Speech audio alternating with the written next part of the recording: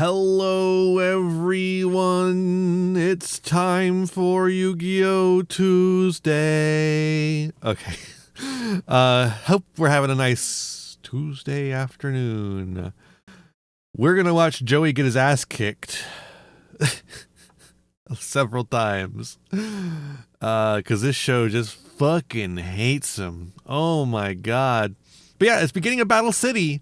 So it's time to take all of Joey's toys away and make him play other people's toys. Didn't have to clock into the misgendering and dead naming factory today? That's good. Yeah, we're heading into episode 55, the beginning of Battle City, where Joey's going to run into the rare hunters who are now entering the city. Hope you're all having a nice time. I've been off away. I missed the Thursday stream and the Sunday stream. Because I had to go to a convention. At the convention, though, I got a couple of model kits. Hear that? That's a Miku. They're not like full-on model kits like a Gundam or anything. They're like 32 pieces each, pretty much. But I was thinking that maybe Thursday stream we could put those together. That might be fun. I thought that might be a fun idea for stream, you know? But I'm pretty happy with them. I mean, I got them for $35. They're usually 40, but I talked them down a little bit. It was Sunday, you know, last day of the convention. So, you know, I thought it might be fun. Put together some of those. Otherwise, you know, IRL stream. No. Just a hand cam stream. No. Just a hand cam stream. You're going to get hand cam, that's it, and you're going to like it. You'll never see my face. Fuck off.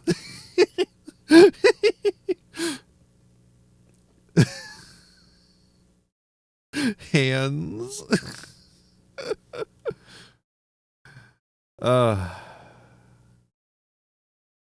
Yeah, I'm fucking tired. It was a long weekend. I help table when we go to this convention, so I was doing a lot of tabling work and loading in and out. Bwah. You know what I'm saying? All right, you ready to watch some Yu-Gi-Oh? I'm ready to watch some Yu-Gi-Oh. So true, Kai.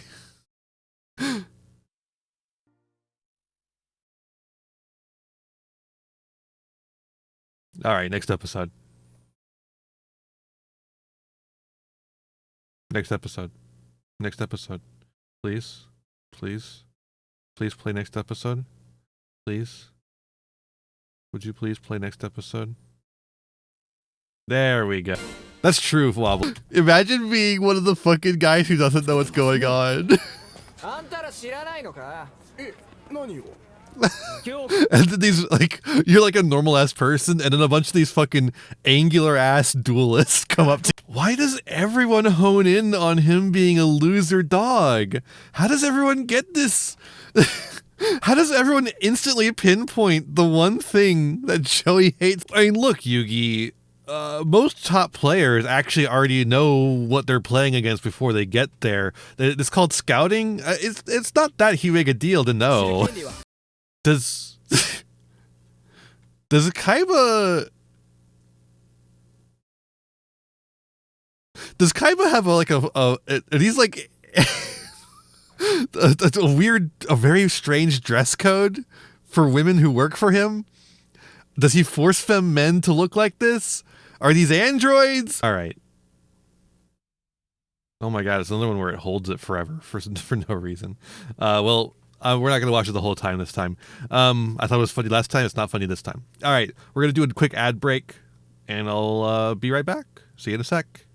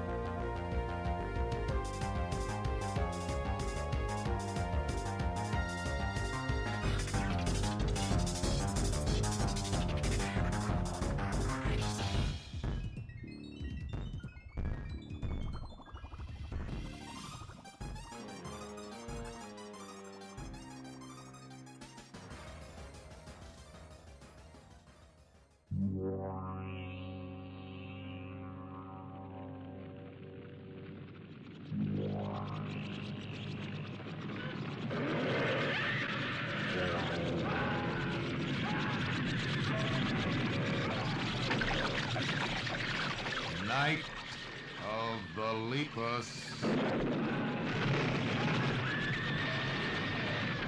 Rated PG.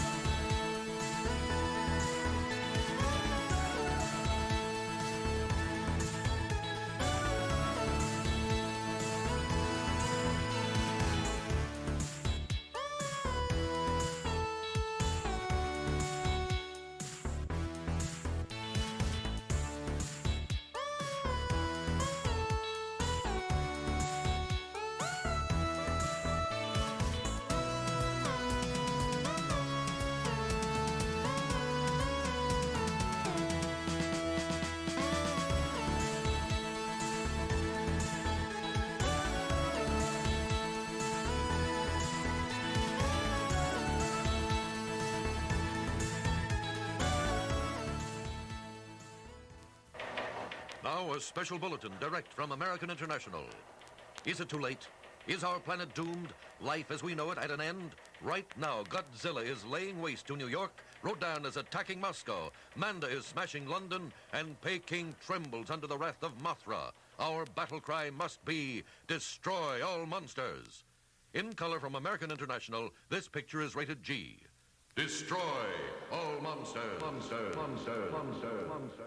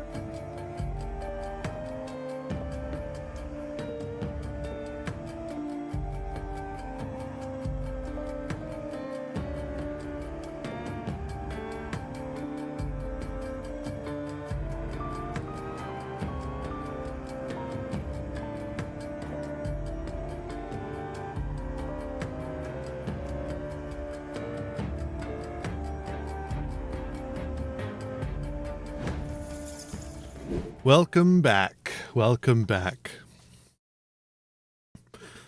Next episode.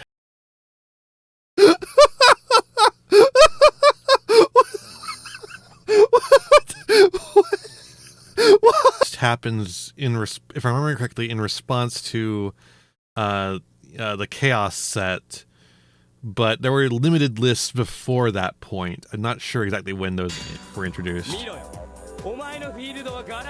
Okay, no, the Rare Hunters are playing illegal cards because they copied them. It's not a ban list issue. It's they literally copied cards. Remember, technically there isn't a ban list until the Chaos, but there's the limited list, which was what we had before that, where it was just, instead of the forbidden limited list, there was just the limited list. But you know, in the way that we commonly refer to the ban list as. Oh, Okay, this is going to sound really stupid, but until I heard it in the Japanese, I did not understand what Merrick was actually supposed to be. Malik. It's Malik, the name Malik. Okay, I hate when anime translations take things that are clearly supposed to be L's and make them R's just because we swap everything like that. It bugs me the hell, because it's clearly supposed to be the name Malik, not Merrick, a name that doesn't exist.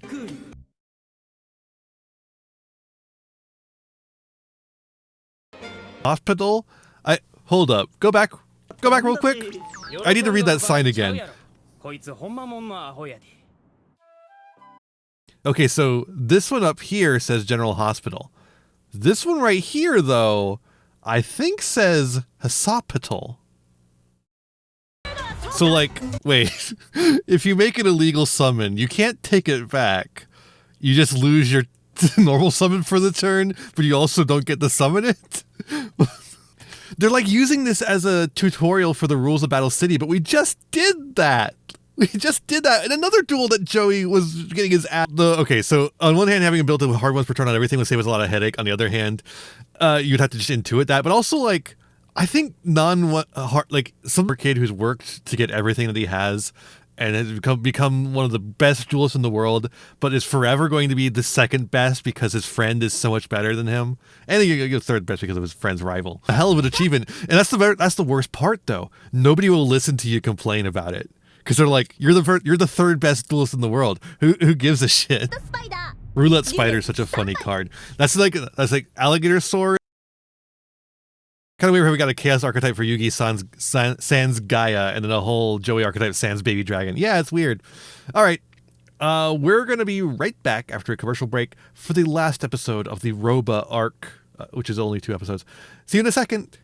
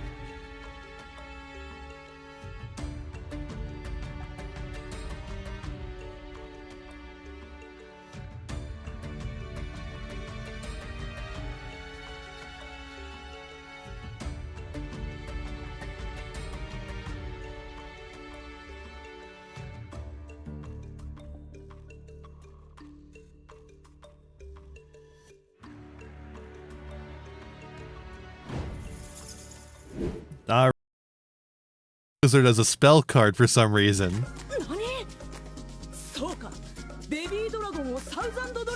They should have made Dark Time Wizard a monster card that you can activate from the hand as a spell card, essentially, like a hand trap, essentially. Like as a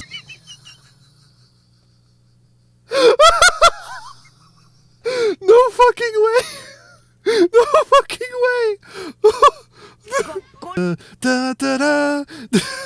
It's the fucking theme song for this season. It's a ringtone.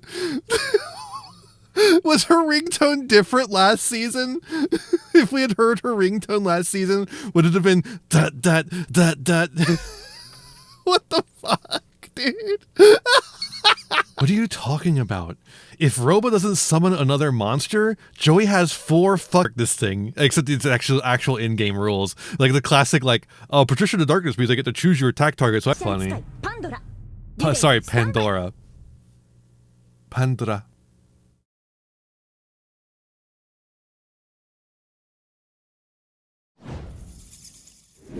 YouTube. A website where you can watch videos, including these videos here, Batchu's Library, a channel you should subscribe to, where you can get all sorts of reactions to the new cards and other things, like the Genesis Points updates, and ban lists, and edited versions of Rivalry format streams, which there should be another one coming soon. I haven't had time to do it yet, but I will get on it soon. Not really. He just criticized the quote tweet dunking 11 years late to the party. Oh, okay. Well, instead of that, I actually have other things planned. I've got The Art of Playing Yu-Gi-Oh! Under Threat by Out of Characters. I've got LC's Riftbound metagame and the Futility of Statistics ability to capture play skill. I thought both of these looked interesting. Oh, is there a Farfa video essay? Oh, you know we gotta watch a Farfa video essay and get mad about Farfa saying anything. Well, let's see. Fartfa. Wait, hold up. These fuckers talk about Genesis again? Oh, you know we gotta watch these fuckers talk about Genesis again. What the fuck? Another hour-long discussion of Genesis format? Was you crazy? Why would you do this? Oh, this one? I don't care about his history ones. Legit. I just don't want to bother with those. They're working hard to make slop for you to react to. That's so true. I'm just like looking through here to see Wheel of Engagement. Cool. Is this... Are they just talking about it for an hour? Dude. Okay, so what are we wanting to watch? Do we want to watch the Out of Characters, the LC video, or this? If we watch this one, I'm putting it on 1.5 times speed.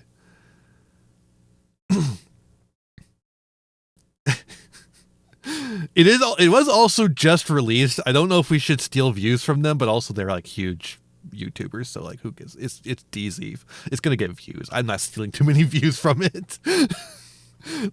I'm worried about doing that for Out of Characters or LC, but I've got 2 votes for LC here. How dare you take away his 20 views? I really will. I really will take away 20 of Doug's views.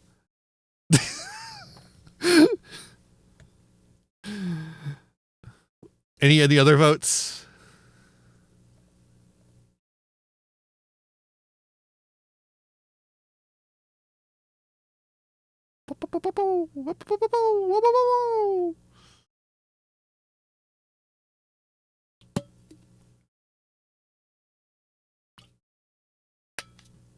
I guess LC takes it.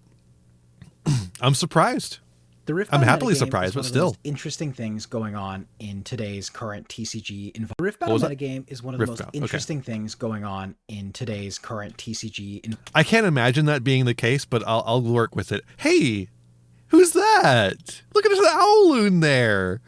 I didn't know LC got into Elestrals at all. Did they send them a box or some shit? Environment. In games that are often defined by 1 or 2, sometimes 3 decks at the top, the current Riftbound metagame looks as wide open as I've ever seen basically any trading card game ever.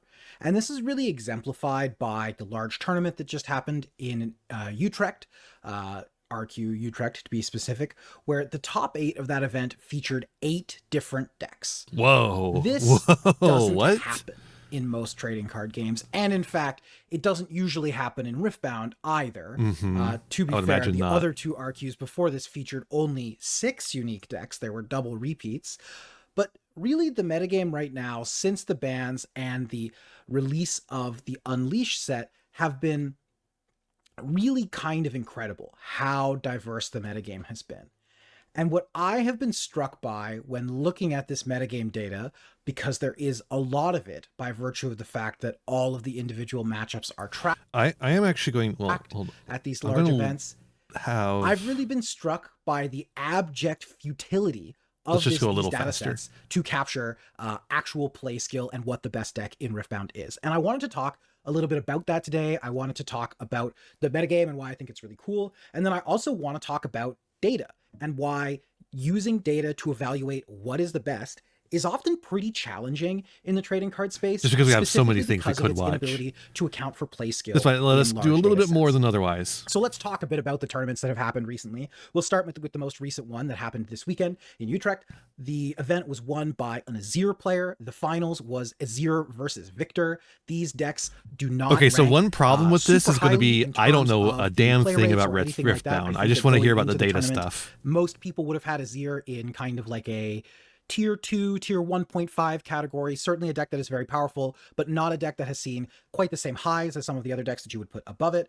And Victor is a deck that was much more successful actually in previous metagames, and up until this weekend had not seen a really premier finish until the finals appearance this weekend. Okay. The rest of the top 8 was rounded out by a collection of decks that do feature in that kind of top echelon of tier 1. There was a Master Yi, there was a LeBlanc player, there was a Diana player. I meant to say Diana. I don't know what happened. But then conspicuously absent from this top 8 there was no Aurelia, the deck that many had kind of heralded as the boogeyman of this format after the Draven changes. And additionally, there was also no LeBlanc, the other most played deck at the outset of this set, and no Dazzling Aurora player made the top 8 of this event either, which is the other kind These are just words. Is this what Instead, I sound like talking about Yu-Gi-Oh to anyone else? An Annie player, a set player made the top 8. We also had for the first I didn't realize they put me in this card game. What the fuck?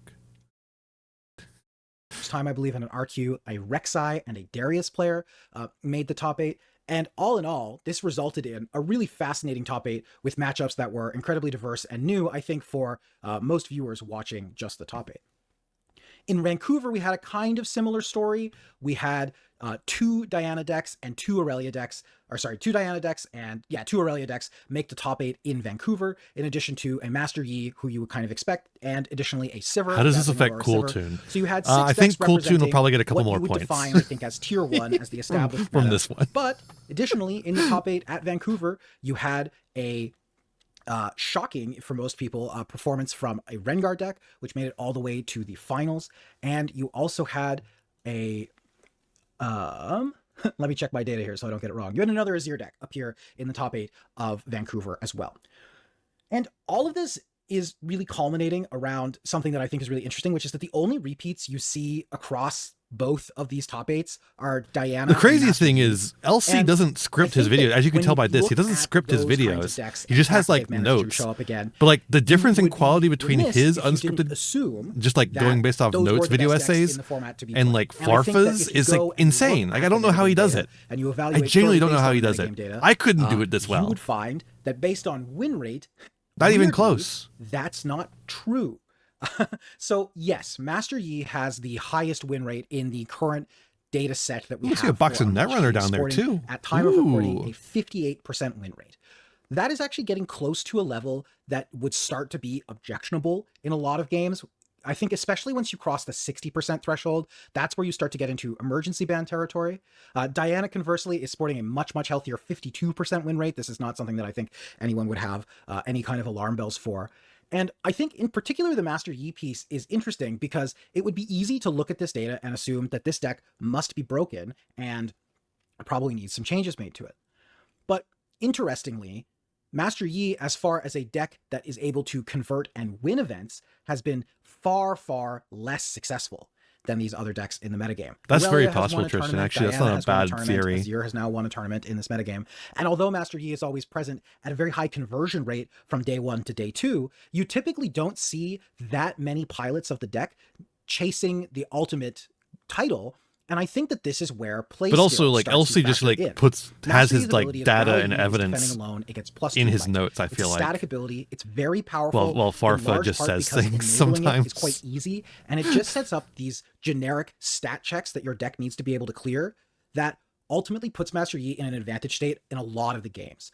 In Riftbound, one of the key things that you can kind of hone in on as a kind of central goal, a heuristic, is that if in a showdown you can force your opponent to be the person who spends resources first, that's typically quite good. And Master Yi is very good at generating these situations where your opponent I don't have access to LC's notes, but I imagine they're more in terms of units, like or they involved than just like regular notes onto the chain in order to try and flip the combat, because you get this passive 2 might onto your unit in all of these combats and all these showdowns. What this means is that if you are playing against lower skilled players in particular, and in games between 2 low skilled players, a lot of the times the simplicity and the stat checking of Master Yi and the fact that you generate all of these advantage states means that that player is going to likely have a higher win rate. However, when you get to the later stages of the tournament and the later rounds of the tournament, and theoretically every player left at the higher records is a very skilled player who is capable of navigating these situations, you almost immediately see Master Yi's efficacy fall off. And that's because skilled players are able to play into the Master Yi passive ability in a way that less skilled players have trouble with. And so as a result, you have this 58% win rate, and it looks really objectionable, but then weirdly, you don't have the same conversion of Master Yi looking oppressive and dominant in top 8s. In fact, even if you go and look at day 2 games where... So essentially, Master Yi here is a filter. Other top competitors, the deck looks fine, don't get me wrong. It's one of those filter decks. But it does not have the feel of being this really suffocating, overpowered deck like something like, say, Draven in the last metagame did. This is, I think, example number 1 of data really struggling to quantify play skill. And the play skill it's having a hard time quantifying is actually not the play skill of the Master Yi pilot, but rather it's actually struggling to quantify the play skill of the Master Yi pilot's opponents. There are other good examples of this in the metagame data that I think are worth pointing out, and I'm going to put the data on the screen as I'm talking about it. I figured I'll put it in post rather than pulling it up and having my face be small. I think that'll be easier for everyone to track. But I think another really interesting thing to look at when you're looking at this metagame data is the prevalence of of really lopsided matchups in some cases, in particular lopsided matchups related to the card Dazzling Aurora. Dazzling Aurora is contentious in Riftbound, I would say, and if you are watching this video and you don't necessarily have 100% context on what it does, I'll very briefly explain. Dazzling Aurora is a 9 resource gear, essentially like an artifact if you're coming from a Magic background. And what happens is when you put it in play, there is a trigger that goes on the stack on your end step, which lets you flip up cards until you reveal a unit, you put that unit into play. This is a ramp card, so basically what you do is you are using your resources to get Aurora into play quickly, and then you are hoping to flip, typically an Elder Dragon is the monster we're trying to put into play. That sounds insane. Oftentimes take out 3 of your opponent's units, and then put you in this crazy advantage state. Where, I understand with that card. Doesn't necessarily win you the game, but the second Elder Dragon off of the Aurora trigger usually is enough to put you in such an advantage state that you you are going to win. It's the Gorgon's Gaze Maxi Force of Will by a large portion of the community, I think, for a myriad of reasons. One of the biggest ones being that the gameplay can feel a little bit boring. I think there are these situations where the Aurora pilot goes like ramp spell into Aurora, and like you just don't have any real meaningful interactions that you could have made in this game that would have changed the outcome. That's something that's pretty different from virtually every other Riftbound game. Riftbound is a game with a lot of micro interactions, and as a result, a lot of room for skill expression, and Aurora does remove some amount of that skill expression. But I think it would be a mistake to insinuate that Aurora removes all skill expression, because once again, you can look at some of the data from recent tournaments as examples of this maybe not being true. If we go and we look at Utrecht, no Aurora player made the top 8, and in fact, Aurora suffered really significantly across the board. You did not see very much Sivir or Misfortune in the top 64 at all. It had a horrific conversion rate, given the number of day one pilots who made it to top 64, which would be around 10 wins. It would be top 64. There was only one Sivir pilot, for example, who got to that stage. That's really okay. Chat. I think I get the point, and I also just don't understand Riftbound enough to really get much out of this video. I feel like I thought it would work well, but I think I get the point. It's like, we're just going to hammer this in with more data that's going to involve more in-depth analysis of Riftbound as a game. I feel like, so I think we could probably just call it here. But yeah, that's actually really interesting. But like not, what's the best way to put this?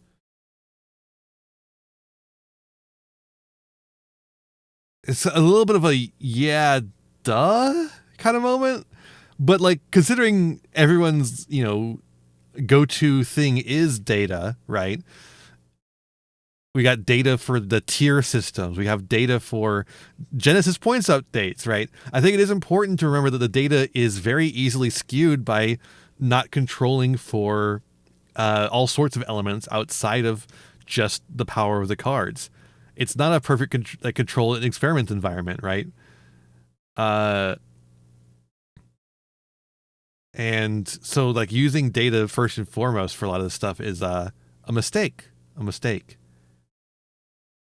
But I think I'm done with this video, right? Like, we only are like a fourth of the way through it, but like, I feel like I get the idea already. Like if I skip forward, oh, didn't mean to do that. And then it's constructing a composite score based on that. And you can kind of look at it as on this deck tanked incredibly low. There are a bunch of these like 6-4 matchups for Diana. Yeah, it's just getting into the nitty gritty that I just don't need to know. Okay, Genesis buddies. We're gonna do. Is that what we're calling them? Are we calling them the Genesis buddies? Okay, last time I was really mean about this. I want to be less mean this time because I do fundamentally agree with them. I just don't like their arguments for how they agree with me. And welcome back to another Genesis video with the Genesis Boys. I am Genesis once again Boys, joined okay. by my lovely co-hosts, MBT Yu-Gi-Oh! And Peeps YGO, and today we are here talking about the most recent June Genesis Points update. Now, unlike the last update, this one didn't have just all the stupid After Effects Mr. Horse plugin sound effects sound really funny when they're fed up. 10 cards on it. It has like hundreds of cards, I'm pretty sure, at least 100. So we have a lot. I say to stupid talk about. affectionately. I Basically, we're use gonna go them section too. by section through the blog post here and give our thoughts on the point changes, talk about what we liked, what we didn't like, and all that good stuff. So how you guys doing today? Well, first off, I have a message for Jesse Cotton, who has been stealing content by watching videos on the Doug Ziff YouTube channel to talk about Genesis. All I have to say to that absolute fraud is 6-7. Good. Yeah, you did. These videos, I think I need to make it clear. These videos are meant to be watched and enjoyed, not reacted to. This is not reaction content. I will copyright strike you. Oh, okay. He hasn't done it to me. Yeah, You better, also- let me tell you, you better be transformative. I'm gonna climb yeah, out on right, y'all. right, You're right. all getting sued. Hold on. It's How else Pride can I? Month. As long as how you're else can I? transformative, we're good. So okay, so Pride Month. Thanks, Doug. I appreciate it. Transformative. How else can I make this woke? I am a less at time of Jesse's reaction. I am a less than 10K subscriber YouTube channel. He is punching down on smaller creators as well. So. But I'm not. I'm punching up against the big So when you make it sound like boys. that, I mean, yeah. Yeah. And like, let's be honest about Jesse. Like, he's an all right player. Like, I call him a middle of the road player Okay, for sure. But like, all right. all of his wins are in the. I mean, He has less frankly, Genesis less Day 2s than any competitive of us. in the less competitive advanced That is format. true. Yeah. Yeah, man. Okay, let's talk about this. Let's talk about this. So the first section here, this is based on YCS Columbus stats primarily. So the very first section that they put on here is like hits to meta decks. Meta bad. There are other hits later on, but let's go over these ones. So there are 6. I'm just going to read these out loud 7? real quick for anyone watching on their second monitor in the background. We have Crimson Blade Dragon, the Chaos Dragon Levianeer Searcher, to 10 points from 0. Power Vice Dragon jumped from 5 to 6. Dragoonity. Okay, one of you pronounced this card in your video. I don't. Jehudi. Yeah, that guy. That's Dark probably Lord also not said right, but Dragoonity. that's what I'm Dark calling Lord Jehuti, 0 Yeah, and to that first 5 word is pronounced points. Dark Lord, not Dragoonity. Yeah. Oh, thank you. Idios, the Underworld Monarch, 0 to 5 points. That's the new 2400. Well, new. Mimighoul Dungeon, which to my knowledge is a field spell, 0 to 5 points. Yes, and that's Radiant Typhoon Croseka, which is not how you pronounce this card, 0 to Crocia. 7 points. Yeah. Okay. So how are you guys feeling about Croatia, these thank you. few random hits at the start here? All They're all great. They're all power level hits. We know that RDA is a top. If Yeah, not the top I tier think deck. all I don't those think it hits is were the top. I fine. think And 14 people just maybe all they love should you have all been at the hit same time. harder, Blade Gun, but if you're unfamiliar, is the 7 they're in that fine. archetype, and Yeah. it matters if you're using the old combos. It's also a weird backup line you go for sometimes if you get like Mischief of the Gnomed. It should have points associated with it, but the response from duelists who are playing this deck will probably be to cut it.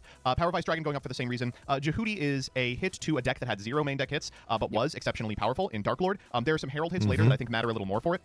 Eidos is a card that should have points associated with it because it's so powerful, but this boxes out Yes. the Monarch's ability. Monarch should have more points associated with it in general. There should be a lot of Monarch cards that just have like 1 or 2 points. To play the Zaborg build, which is good, and makes it much more difficult to play the Domain build if you also want to be playing Spellcard Solex, which we'll get to in a little bit. Radiant Typhoon, very powerful even after the hits. Croatia is one of the more powerful cards in there. Not surprised to see it get points. And Yes, I think Croatia probably gets Peeps is way more points. qualified to talk about Mimigool.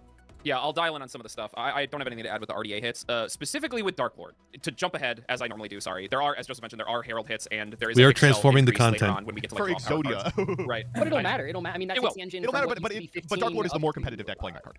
With Dark Lord had a play pattern That's true. that people would often do where they would play their typical engine, they would play the heralds that were free, and then they would play a playset of like a busted piece of high pointed non-engine. Yeah. Like very frequently people would play a playset of Ash or a playset of Droll, or I think one of my day 2 deciding matches, like one of my Transform later day right 1 now? runs, the Dark Lord player was playing Impulse, which as a Mimigool player was pretty impactful. Okay. Yeah. Yeah, I did it. I was able to clutch that one out, but it was still pretty tough.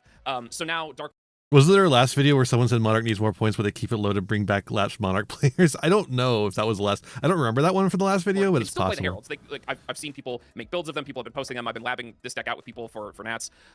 But like you can't fit in a playset of just a busted set of non-engine that you can draw into off an Excel anymore. Like you just get the heralds now, Like, which I think to is the be point- clear is good. Which I think is the point with a lot of these hits, though, is that, you know, if you're not someone that's super, you know, well versed in the Genesis format yet, the idea, at least in theory, is that the better engines are pointed higher, so they I will can't play hydrate. generically powerful cards, where the weaker decks get to play, you know, broken stuff hypothetically. So when you have some of these decks, maybe not so much like the RDA, even though they were probably underpointed, but when you have some of these decks like Mimighoul and honestly the Dark Lord deck too, and a couple other ones we'll talk about as we go along here, that are already good, but they also have no points on their key pieces, you know, it ends up being a little bit too strong that they're allowed to play Yeah, basically like when Cool Tune first released, which is my whole problem with the their last entire deck video. one hit for the most part, and then also a card like Impulse. Wait, or cat? on top of it, some Oh, cards that basically a little no corner of a decks in the cat. format have access to because See a it's little so bit of expensive. cat butt Not right too close there. to the point because I know we got to move along, but Dark Lord uniquely was exceptional at specifically like beating half boards. Like if they could ash you, What is, their mainline what combos is just wipe the Joseph board and eating does there? 9,000 points of damage. that a little if sweet you don't put up potato? exactly as many negates as you wanted a to, little you were gonna dried get sweet eaten alive by that potato? deck. And for that reason, their ability to play cards like Impulse, like Ash, like Droll, Orange Light, was Green Light. really, really impactful in a way. Even they have the the big towers too. Like a lot of decks just really struggle into the Dark Lord matchup. Yep. And then I'll just round this off quick. Eidos, a lot of Monarch builds would fit in some number of Pot of Greed. And Yeah, Monarch isn't that cards fucking themselves. crazy? Yeah, I I mean, will Yeah, be honest, just- I never thought that was super competitive. I think people did it because it was fucking awesome. Like they were like, No, legitimately, I think the Pot of Greed. There's probably better things you could put in instead of Pot of Greed, but the version that wasn't doing Zaborg or the Domain Lock or whatever, I think was legitimately a better deck. it's fucking dope that I get to do this shit. So what points on Eidos means is Eidos is the best card, right? Eidos And is the Pot of most Greed is Monarch like one of the engine. cards That's you like the best could card in do the for engine. that So that build. card having points means it's harder for Monarch to put in like a set of Nibiru in their side deck, which they would typically do. Yes. As a To be trend clear, that they'll- they can still do that. Probably Yeah. what they'll shave is Solex, which we'll talk about a little bit later. And then Dungeon, Which is honestly, I'm surprised also that Dungeon good. is the only hit that Mimighoul caught. They hit Di-Fi, dickhead. Well, thank God. You know, I'm not mad about that. You know, I'm not mad about that. But this one makes you choose between like what strong piece of non-engine you're going to choose. Like if you want to play Thrust, you're going to have to make that like the thing you spend a lot of points on.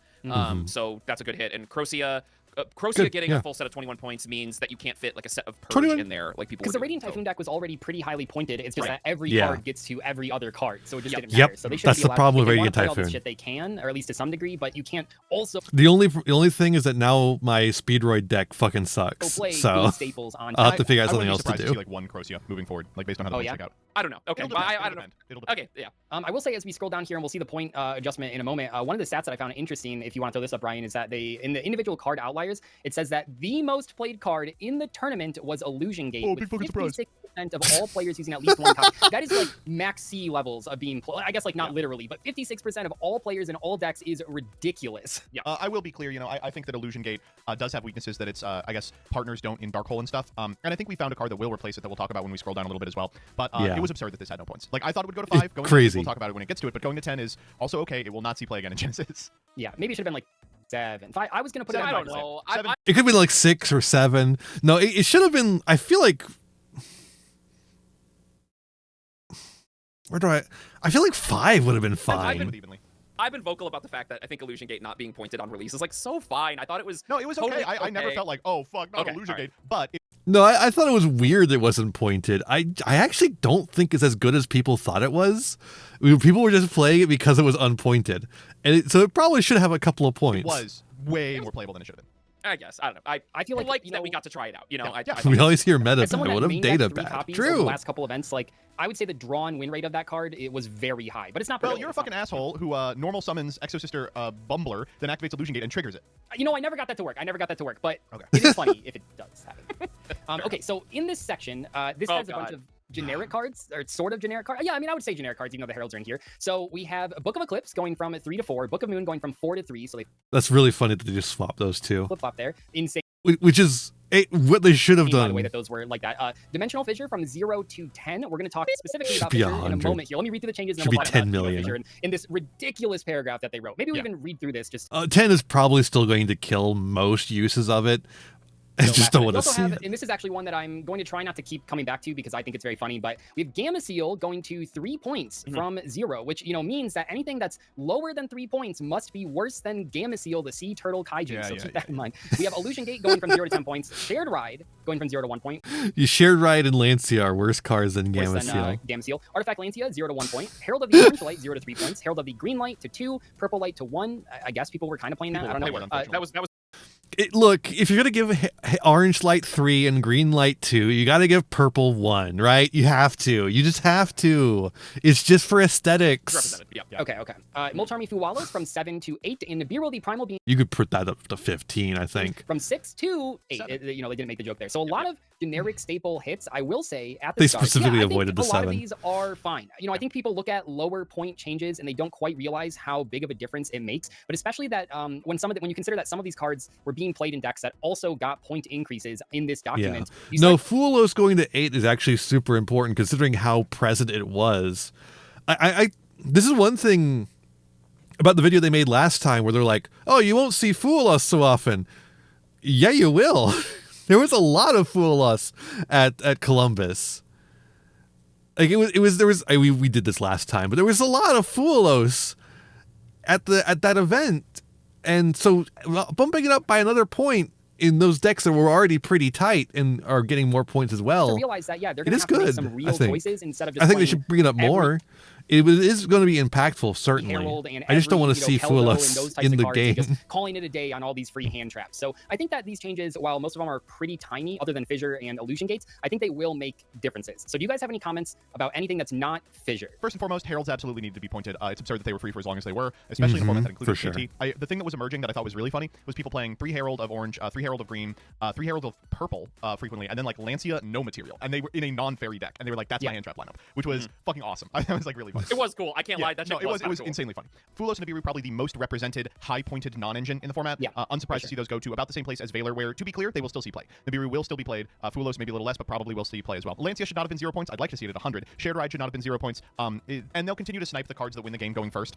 It was Mistaken Arrest, now it's Shared Ride, which is much less good, which is why it has a much lower associated point cost. Yep. Eclipse was far and away like one of the most powerful cards relative to its point total, so happy to see it go up. Book of Moon coming down puts it in a league where you might actually play it as part of your Yeah, no, I think Book of Moon looks really nice right now. non-engine suite, which would be really good. I think Book is an incredibly fair and interesting card to have in the format. The GAMCL thing is what I want to talk a little more in depth about, which is it's so funny. If you're familiar with the OCG Genesis list, what they did was point every single fucking kaiju. Because correctly, they understood if you point GAMCL, we're all going to play Kumungus. They talk about this in the paragraph, and they're like, they literally talk about it in that paragraph. Yeah. Oh god, how am I going to find this? Genesis. Ba-ba-ba-ba-bum. Ba-da-da-ba-da.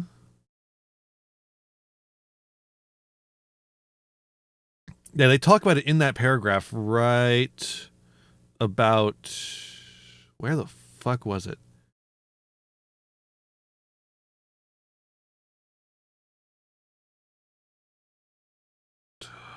They talked about it somewhere. Where the fuck did they talk about it?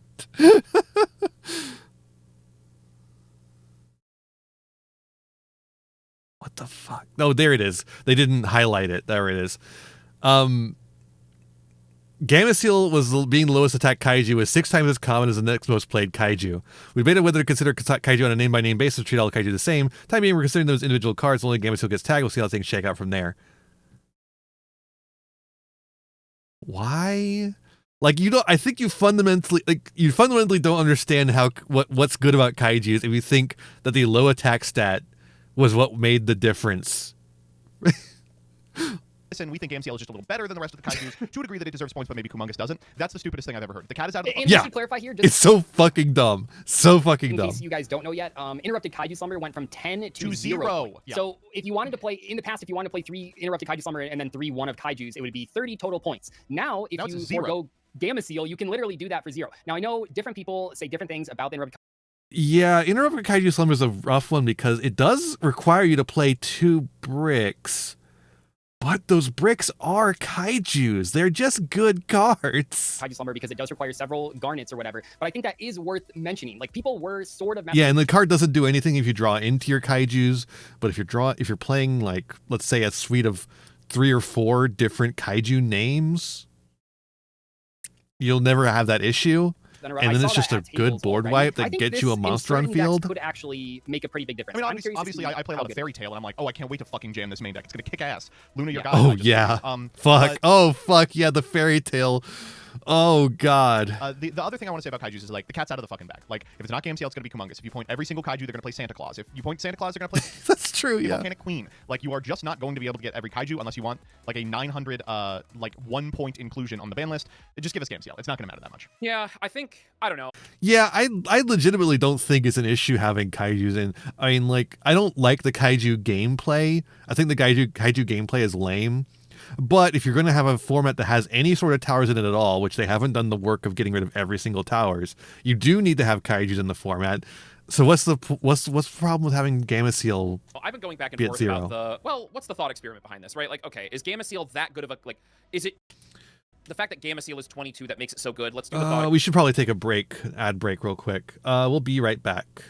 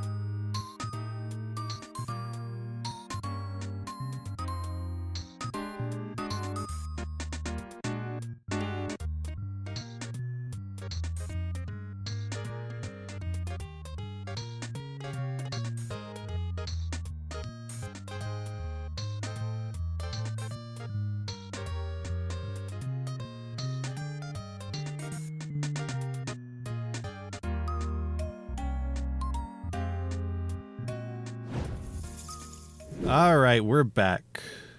Experiment where we just point Gamma Seal and see if everybody switches to Kamungus or whatever. You know, to me, it seems like that's exactly how it would shake out. But I don't know. Let's just make the Gamma Seal pointed and then see if that's what everybody does. It's probably what will happen, though. And then I just go the next thought where it's like, do we really want to point the Kaijus, though? Like, are Kaijus Yeah, like that's the thing. Is, do we want to point Kaijus? Even as someone that got Kaiju'd a lot, and even as someone that plays a deck that's weak to Kaijus, I don't think this change... I mean, I just don't think it makes sense. I think this change was made by Kumungus. He must be working out the R&D, I suppose. But, like, this... Yeah, I don't know. The change was made by data. This is my whole issue with Genesis format. The change was made because the data says so, and they just did it. Kamungus Mikhail got the Nepo hit from Jerome. I've been a vocal defender. I've been a vocal defender of points by play rate so far because I think, and I mentioned this in a video I posted to my own channel, not to advertise my own YouTube channel on your channel. Sorry, Doug. There was a discussion I did about, you know, my thoughts on Genesis in the recent time in its development, and I think points by play rate does have interesting implications in the sense where non-engine does mean a lot for viability of decks in a metagame, right? So Crow, for example, if DD Crow always exists as a 0-point card just because we as the player base perceive it as fair, then Crow will always be played. And if Peeps Crow has a YouTube? played, I thought he just screamed at people on Twitch. then the decks that are weak to Crow will always be less viable. So if we never point Crow, then that viability will never change. Blah, blah, blah, blah. You know, there's interesting discussions to be had there. So when Crow and Ultimate Slayer get pointed, I like that. I think that's interesting. But when we do the next step of pointing things like Gamma Seal... But you are describing how points by play rate works. I've been a defender of points by play rate, but I don't like when points by play rate happen. And I'm kind of like, okay, that's where the play rate pointing kind of just has a downward, like just a downright negative effect because we all You're describing already think that decks that produce towers like monsters deserve points. So a significant counter to those decks in Kaijus. Do we want to point those? I don't know. I'm just like, I'm struggling with this one. Well, let's move to the elephant in the room. Let's read through. You know, if you point things by whether they're fun or not, you can still have interesting changes. If you do it based on what's fun,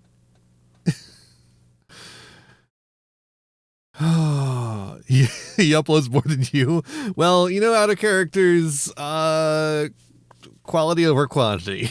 This paragraph and try not to laugh too much. I have watched both of your guys' reaction to the point list, and also I did one live as well. And I'm going to be honest, I was kind of fuming when I read this. And I'm not saying his stuff is bad. I'm just saying your stuff's good. These shifter type cards, I want them to be priced higher. So let's read this, and yeah, it says let's. There's a reason it takes so long. We know a lot of folks have been wringing their hands over this card since Genesis launched, but its actual usage rate has been extremely, in all caps, extremely low in all the actual deck data thus far. Now, play rate.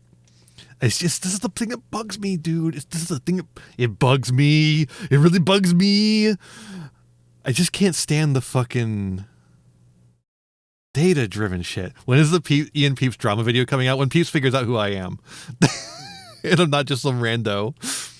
No, I like Peeps' stuff. I think Peeps just has a really good ability to be wrong about things, but so does MBT, and so do I. I have a really good ability to be wrong about things. Look at my Daedalus video, my Daedalus reaction video. Want to say something? But for war. Let's just read the paragraph and then get our thoughts. I see you trying not to laugh. Why?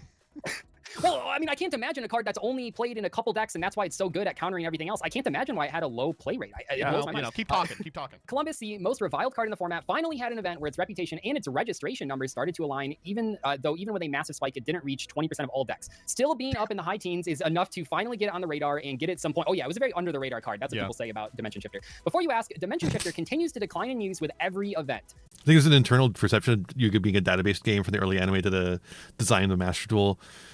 The first feature was displaying play rate, and like all the fan made apps also do the play rate shit too, and like win percentage rate and shit like that. I hate it. No, I hate it. We aren't planning to lower it. Can you imagine, by the way, if they lowered the points? But an increase isn't justified by the data either. We continue to watch every bit of data on these two cards very closely. Finally, despite its point increase in March, the usage of that's the other thing. I feel like, and I watch your guys' reactions. I know you guys are kind of in the same boat, but this is just a fundamental. No, I don't hate the concept of it. I hate the way people like internalize that, I guess, is more what I mean. I think the data is interesting for sure. It's funny even. I love seeing like the win percentage rate on a dog shit ass card, especially if it's like more than you think it should be. it really is just the way people interpret it. People are just really bad. People are really bad at interpreting data, I feel like. Misunderstanding about what shifter does, how it's used, and why people don't like it. Yes, it doesn't pop up in a huge percentage of decks, but that's because it's not playable in a lot of decks. You know, and in the decks that do You ever play look it, at Yu-Gi-Oh scope? What the fuck is Yu-Gi-Oh scope? YGO scope. Oh. It even has like the default we're a tech company background.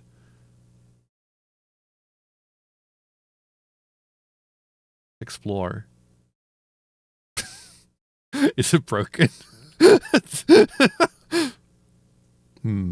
Interesting. I'm exploring. I'm going into the brains. The data storm. It's too strong. Okay, let's go back to as this. someone that played it, and I'm sure Jordan can say the same thing. Its drawn win rate is like Unbelievable. 90%. Unbelievable. Like borderline. Used to be the sort of background DZ would ended his video essays with. It used to be what he did the whole video essay with. For a while there, he had these like pre-rendered CGI backgrounds he would use, and then just put cards on top of them. How do you guys feel about this change? You know, let's actually before we whine too hard about this decision, I think they have a pretty justifiable reason here, which is the play rate doesn't determine the strength of the card. So I would just like to ask Mr. Play Rate Balancing Defender, Peeps, how you feel about this pair? Get his ass, get his ass, get his ass, get his ass, get his ass. No, I mean, No, yeah, come on. Let's hear it, baby. I Good defend ass. my play rate a lot for the situation I described like Crow, but I have also talked about its flaws, which it has, and this is a perfect example of its flaws. I think that's the biggest DZ influence on me. Yeah, no, I can see that. I can see that. Why you Prototypical can't- example. Like, Yeah, if they just evaluated the game by play rate, then points by play rate would obviously be a failure. But they clearly don't, right? Like there are That's the thing I was saying in my react. They clearly don't. They clearly don't just use that, because if they did, this section right here wouldn't exist by their own admission. By their very own admission, this section of the points list would not exist if they purely used data-driven analysis. So where is the line? Why do they get to be like, well, we don't want to point dimensional fissure because the play rate doesn't say we should point it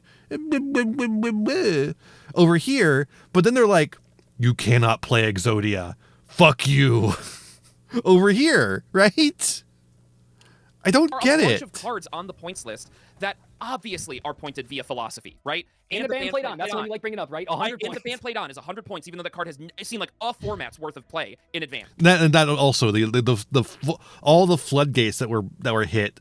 Angel 07, right? We can't hit Dimensional Fissure because it doesn't see play, but Angel 07 is 100 points, and the band Angel play is 07, on is 100 That points. card is 100 points. oh, Because play we rate on know- that has got to be crazy. If they didn't ban Oh, Angel 7. totally. Right? Like, And you know what's really irritating is later in here, there is an example of the failure of play-by-play rate, which is the continued legality of free Wicked Avatar, which is being made exclusively in clown decks, but is the primary win condition in a lot of them. And they're like, well, no, Yeah. one's three there. I copies mean, in a the lot of numbers decks. just aren't there. And it's like, well, shut up. Thank you. This is okay. See, see what I mean when I was talking about last time? Like, I think I fundamentally agree with most of these guys about the Genesis format. I just didn't like the arguments they were making to defend it. I have with this is, Doug, as you mentioned before, you made a comment where points by play rate in this type of card will never work because not every deck plays Fissure. Not every deck plays Shifter. So if you try to just evaluate these cards off of play rate, they're always going to have somewhere around a 20% or less percentage because not everybody is playing a Shifter or Fissure deck. And the very fact of the matter that the community has a colloquialism for these decks called Shifter decks means that there is a subset category for them, right? Like, this has existed since Fluanderies, dude. Yeah. Like, Yeah. they're by nature, this card's design makes it so not every deck can play it. The fundamental reality is that Banishment, as a floodgate, wins the game against a deck that cannot play into it. It is just the core reality. Does he have a spam necklace? Does Peeps YGO have a spam necklace? This is the Where the do you philosophical get difference that? that we as the player base and Konami have, is that they just don't understand or refuse to admit, I don't know what it is, that Banishment is a floodgate. I don't know how. I think you're spot on here. I think what's happening is the cards that you mentioned, Angel of Seven and the like, are banned for the philosophical reason that they don't want auto win floodgates in the game. But because they don't conceptualize banishing as a floodgate, they say then these. This is also what I've been saying. This is what I've been saying in every single react. They just do not consider the ban, like everyone must banish for a turn or forever to be a floodgate. They consider it a different play style. Have to meet the arbitrary play rate distinctions that require us to ban. Exactly. And it's they like, never will. They never will. because they are not being used as like ingenious counters to the metagame. They're being used as floodgates. The fact that DiFi is now pointed, they're specific in here, is because of its play rate. It has a, I imagine, higher play rate than Shifter, one, because it's free, and two, because even decks that would not be playing DiFi were playing it to turn off counters. Like to turn off the hand traps that would otherwise because you do your whole turn and then you place it on the give field. them pause when they're going first. To build a board and be like, that's my all-in board, so you're gonna have to play it under DiFi too. Like, so it is absurd that we are treating these cards like they are normal cards and not floodgates. Therefore, like subjecting them to the play rate distinction that they're never going to hit because they aren't playable in all games. And it's a similar kind of situation. Beast Droll and some other hand traps. That's true too. Yeah, you can play that and then like just play a worse version of your build, like of your play style under it to avoid having the hand traps be active. There's so many things you can do with DiFi.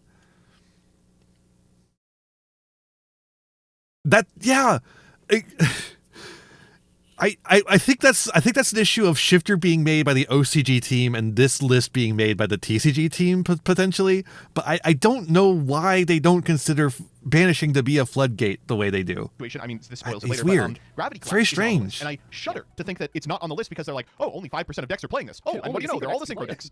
Obviously, points by play rate is flawed, even though I defend it in some cases like with Crow. But this is its huge downfall. Okay, if Peeps is more saying like I like points to be included in the thing, that's fine. I like points or data to be included in the process. I'm fine with that.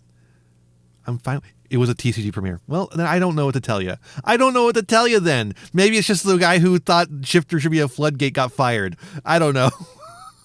I have no clue. Why do we keep making these things, dude? Droll, Shifter, and Maxi. Fuck, dude. Fuck, dude. I don't know. I don't know what to tell you. Anyways, yeah, if data informed is what Peeps more means than data driven, I'm fine with that. Yeah. Well, I have to wonder, I've had this, I've mentioned this in other videos before, and I'll try to keep it as brief as possible, but one of the things that I've talked about that people really disagree with me on, even though I'm right, is that the better player should not always win. We've seen card games in the past where the better player wins 100% of the time or 90% of the time. That's not really good for the overall health of a card game. Obviously, when you're talking about at the top tables, the players want to reduce variance as much as possible. They want to have a skill versus skill, but it's important in a card game to have cards that better players can use or worse players can use that beat better players. And I feel like their refusal to hit these cards, they're not going to come out and directly say it, but I think it's because of that. I think they...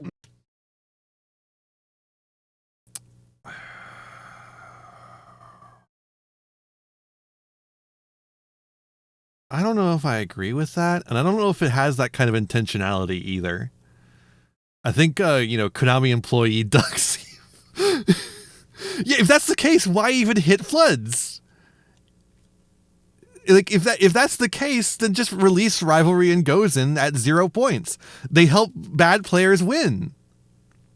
What's the issue? What a strange brain he has. What other competitive environments you could apply that logic to? Tripping in Smash Bros is fine because it helps bad players win. Want to keep these cards in the metagame so that if all the other players are doing crazy combos back and forth, if someone wants to show up and play their shitty deck and put Shifter in it and get some auto wins, they can. They want people to think about the existence of Shifter when they're deck building. So I think that that's flawed too. Sorry to. Thank you, Peeps. Thank you, Peeps. I'm arguing with the fake Konami employee that you've created here because it is the good combo decks that are playing it. First of all, Mimigul is a combo deck. Here's like a. Even if that was true, here's a perfect counter argument. Let's be real. That deck is a combo deck. It does set up the good players are playing it. Big ass monster combo, and it plays Shifter. So that's crazy. And the other huge Shifter deck of the format is or was, I guess, Vanquish Soul or Genesis. Clown Crew also. Like all decks also does it. combos. it just like it is still good decks that are playing Shifter Dooms. and have succeeded with Dooms. Because it's 10 points. It's 10 points. Like if it was Well, 25, like then it could and- maybe like. And to go back to what Doug is saying about like player profiles is, I think I totally agree with you, and I think that there's a way to do that isn't floodgates. Like in True. Yeah. I think there's got to be ways to do that without aren't floodgates. You Magic have Gathering, like if you suck shit at the game but you still want to win, you can play like red deck wins, right? And you don't have to. we've inadvertently reintroduced Maxi. It is literally like every single argument about floodgates and lingering floodgates and anything like that. It just turns into Maxi discourse. It's the same shit. Unhit Tenpai. As much That's math actually or as much playing to your that's output actually like that. Whereas not a bad in Yu-Gi-Oh, suggestion. for some reason, we're like, well, the cards that allow bad players to be good players are the cards that say, if you draw a card, you lose the game. The Like, good no, player there's- can't play the game. That's yeah, how it beats. there's a middle ground. Tenpai is right? like Tenpai is a really simple deck to run. Hell, unhit Draco Tail. Draco Tail is a fairly simple deck to play to a competent level. You'll still bubble out, I'm sure. But like, as far as a modern deck goes, Draco Tail's not a bad one. Like you could play a simpler deck or not a long combo deck or something like that if you think you're like, you know what I would say, if you think you are a bad player and that you will lose to players who have the ability to wield their cards more effectively than you, play a Genesis deck, right? Oh, there's another good option. Yeah, Regenesis, dead simple, powerful. You don't have to put a bunch of In floodgates Genesis. Just play a Genesis deck. You'll be fine. Yeah, You can strong copy and that. simple engine. That's the absolutely what like newer or if you think And you can mix it with like basically anything you want. There's so many decks you can mix with Regenesis and have a playable, fun deck. break quote unquote worst player, those are the decks that you should play. And the last point I want to make before, because I know we spent a lot of time on this, the last point that I will make here is it is very frustrating for in this section for the designer or person running this blog or whoever. I don't know if the person running this blog has the same like power over the balance and points list. To deliberately say that they are aware of the negative feedback of these cards' existence. Like they say the hand wringing, the most reviled card.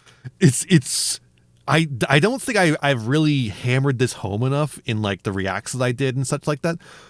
It is so fucking frustrating to hear them talk about us like this.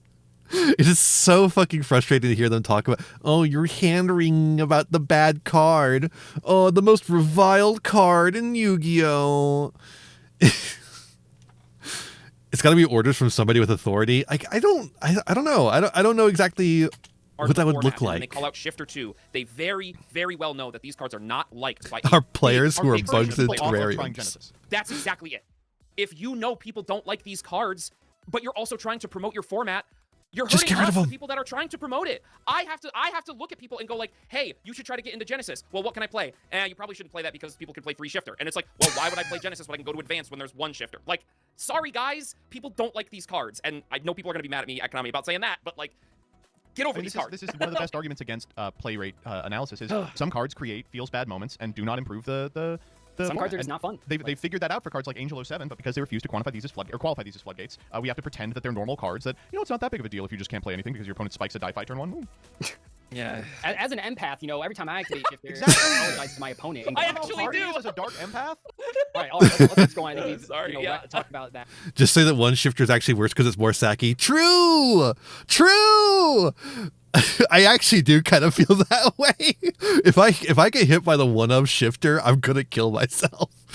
If I get hit by a 3-of Shifter, okay.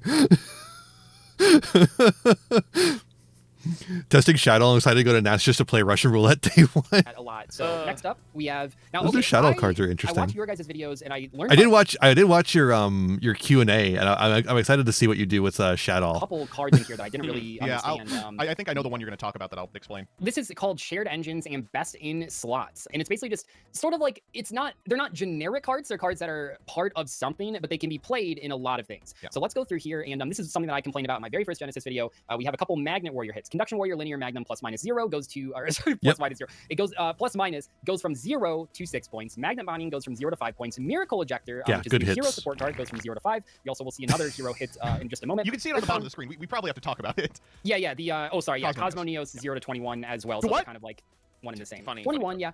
So we see Keldo, the Sacred Protector, go from 1 to Stupid. 2, which might not seem like a big difference, but when you factor in that it's being played with the Heralds, which also went up in points, we're talking about an engine going from like 3 points for 12 cards to like 15 points for 10, which is a big difference. Cool Tune Clip and Q go from 6 to 7. Cool Tune Mix goes from 0 to 5. Rico goes from 0 to 5. So all the cool. Just like, please stop playing this. But despite the fact that this was like a please stop playing this situation, will I be able to get into Blue Sky? Let's find out. Okay. Just don't. Yeah, there we go. Okay. I need to go to Momo. By the way, Momo has a really cool Toxic Yuri visual novel you should check out. Where the fuck was it? Despite that, at Momo's Stardust Cafe Yu-Gi-Oh! Genesis Asynchronous, Trekkie, a viewer of the channel actually, did this heinous thing with the cool tunes. I think this is well over now, because this was before. It's like this is like, what do you have to change? You have to remove the heralds, right? You have to remove the heralds. Probably want to remove Ghost Ogre.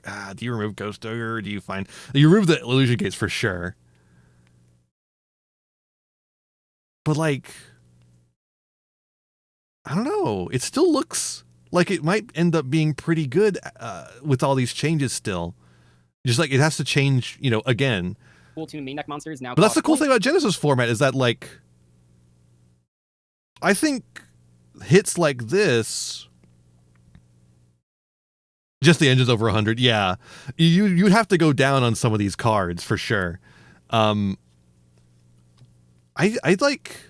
don't think this completely kills it. I think it makes it rogue. To be clear, I think it makes it like it hits it into rogue. I don't think it kills it. People are saying it's dead. I don't think that's true. I don't think that's true. Heavy polymerization from 0 to 3. Medora from 1 to 2 as well. I just don't think it's Spellcraft meta Soul Change, anymore, big jump. which I is think good. yeah. It shouldn't What have do you guys been. have to say about this card? Because I actually Miserable never ass encountered this deck. in the tournament, but I think people I were can playing say stuff about this one. So as it goes Mr. to Monarch. 213 from 3, so a big upgrade. Sword Soul. Yeah, huge hit the Soul Exchange. Cheng Ying goes from 0 to 10 as the best. Cheng Ying probably should have been 10 to begin with. Cheng Ying is a really good card. Level 10 synchro besides Baron, which obviously you can't play. And it's generic. Zaylan the Shackled Dragon goes from 10 to 12. Number F0. Fuck Monarch, all my homies hate Monarch. True. Future Zexal goes from That deck is annoying. There is one version of it that I think is actually fine, but it needs more hits to the points to be like fine. 0 So to 5. I'm glad to So see a lot of hits. different hits to cards that were being played in all sorts of different decks. I know Cool Tune kind of seems like, I mean, of course it's a Cool Tune hit, but I played against and I saw a lot of decks that were just splashing a couple cool. That's the problem. That's the problem with Cool Tune. It's like a lot of pure Cool Tune players are really sad about all the hits, but sorry, your engine is being played in a bunch of other decks and it needs to be hit more. Tune monsters in their deck as synchro extension. It had become pretty popular to play Mix and Rico in like Elf Note, for instance, as just like a really flexible way. I will say the one thing though, where are the points to Synchro Overtake? Synchro Overtake gets limited in advanced, but no points in Genesis? I don't know. It's a consistency tool, but I feel like just a couple of points to it would have been fine. I normally don't advocate for hitting consistency tools, but Synchro Overtake, I think like a couple points to consistency tools to make it so you can't play them alongside the power end board pieces makes sense. So like a low little like 3 points to Synchro Overtake instead of increasing these to 7, I think would have been reasonable. But as we saw with that, I wonder if I can get it back. I don't think this one was on Synchro Overtake. No, it was. Okay, so yeah, the 3 Synchro Overtake instead. I think that would have been fine. Oh, here we go. This finally loaded. That's cool. Anyways, those are stats, I guess. But another thing that wasn't hit was, Duelist Genesis too. Yeah, I think like 3 points to Synchro Overtake, 1 point to Duelist Genesis would have been pretty fine. Instead of these 2 going to 7. I like these going to 5 though. I like these going to 5. And then also Rose Whip. Rose Whip should probably just be 100 points. I don't know why it's not. To be like, if you already have combo, you can set up like Imperm Insurance and an additional negate on your end board, or like I don't know why Pop-Up it's Imperm 0 Insurance for points, Remix, but I and don't know like, why it's not just If you 100. need access to your linear game plan, this is the right star line for it, right? And people were seeing success with that. But I want to be honest. I think the Cool Tune hits are mostly because they want to be able to say it's a different swath of decks in like the top cut. Like you don't want to look at Cool Tune like massively. And I think that's a reasonable thing to want. If you look at the Central American WCQs that happened this past weekend, there's one where like Cool Tune is like 16 of the top 18 or some fucking unbelievable number like that. And then you pop over to their Genesis event, which was huge. It had like 250 people, and there's also Cool Tune in there, and it's like, whoa. Yeah. Stone Sweeper also is a hit to KT. It searches Rico is the reason it's on here. Also a subtle hit to RDA, but they'll just cut that. Magna Warrior hits were just because that archetype was free and very powerful, but it had kind of a really shitty showing at the Columbus event. I think doing better like a month ago. You know, I think it is sort of like down to how many players were at the YCS. You know, it was less than 200. But for what it's worth, Conduction Warrior, Linear Magnum plus minus is, at least in my mind, I kept calling it Habakiri because it was like one card that you could activate and it just set up like an entire board, like if you got it to resolve. It is a little bit of a Habakiri. It's like a bad Habakiri. The UDF thing is like UDF was still seeing some scant play, but had largely been supplanted by Utopic Futures Exile, which is also an irritating card to put on an end board. So I'm glad that has some points as well. I'll talk about Solex and then I'll hand it off, which is spell card Solex was like the best card no one was playing. It was seeing a ton of play in Monarch, of course, because it's a very funny card. Normal, you know, it eats your opponent's stuff, so it's good first and second. But out of the board, like Vanquish Soul was playing it. A lot of the Regenesis was playing it. A lot of decks that just had 7s, like for one reason or another, would be like, well, shit, post board I can play spell card Solex and super poly my opponent's board to tribute summon a guy. And like it doesn't take your normal because it gives you an extra normal. The guy can't be tributed, so even against decks that play like 6s, you just lead with it and it's got no downside. It's a really, really powerful card, and I'm honestly happy to see it put to the same number as Super Poly because it is Super Poly for tribute summons. Effectively Fair the same enough, card. yeah. Tribute monsters, I don't have much to add. The really like Conduction Warrior is just like it makes sense. I'm happy the Magnet cards are getting points because it's a really strong deck. And the Conduction Warrior is just like this engine is just very strong to be put into other decks, and I really like their philosophy. I think part of it is they're trying to stop like the Magnet Warrior rank 4 pile a little bit. We're gonna try to unslopify the format a bit, you know. I'm not a big fan of a big 60 card engine pile kind of deck. Okay, but I am a big fan of big engine piles.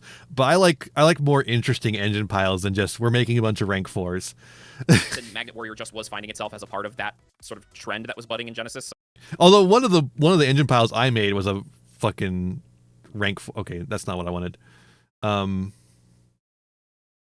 One of the decks I made for Genesis format really early on was kind of a rank 4. It was doing other stuff besides rank 4, but where the fuck is it?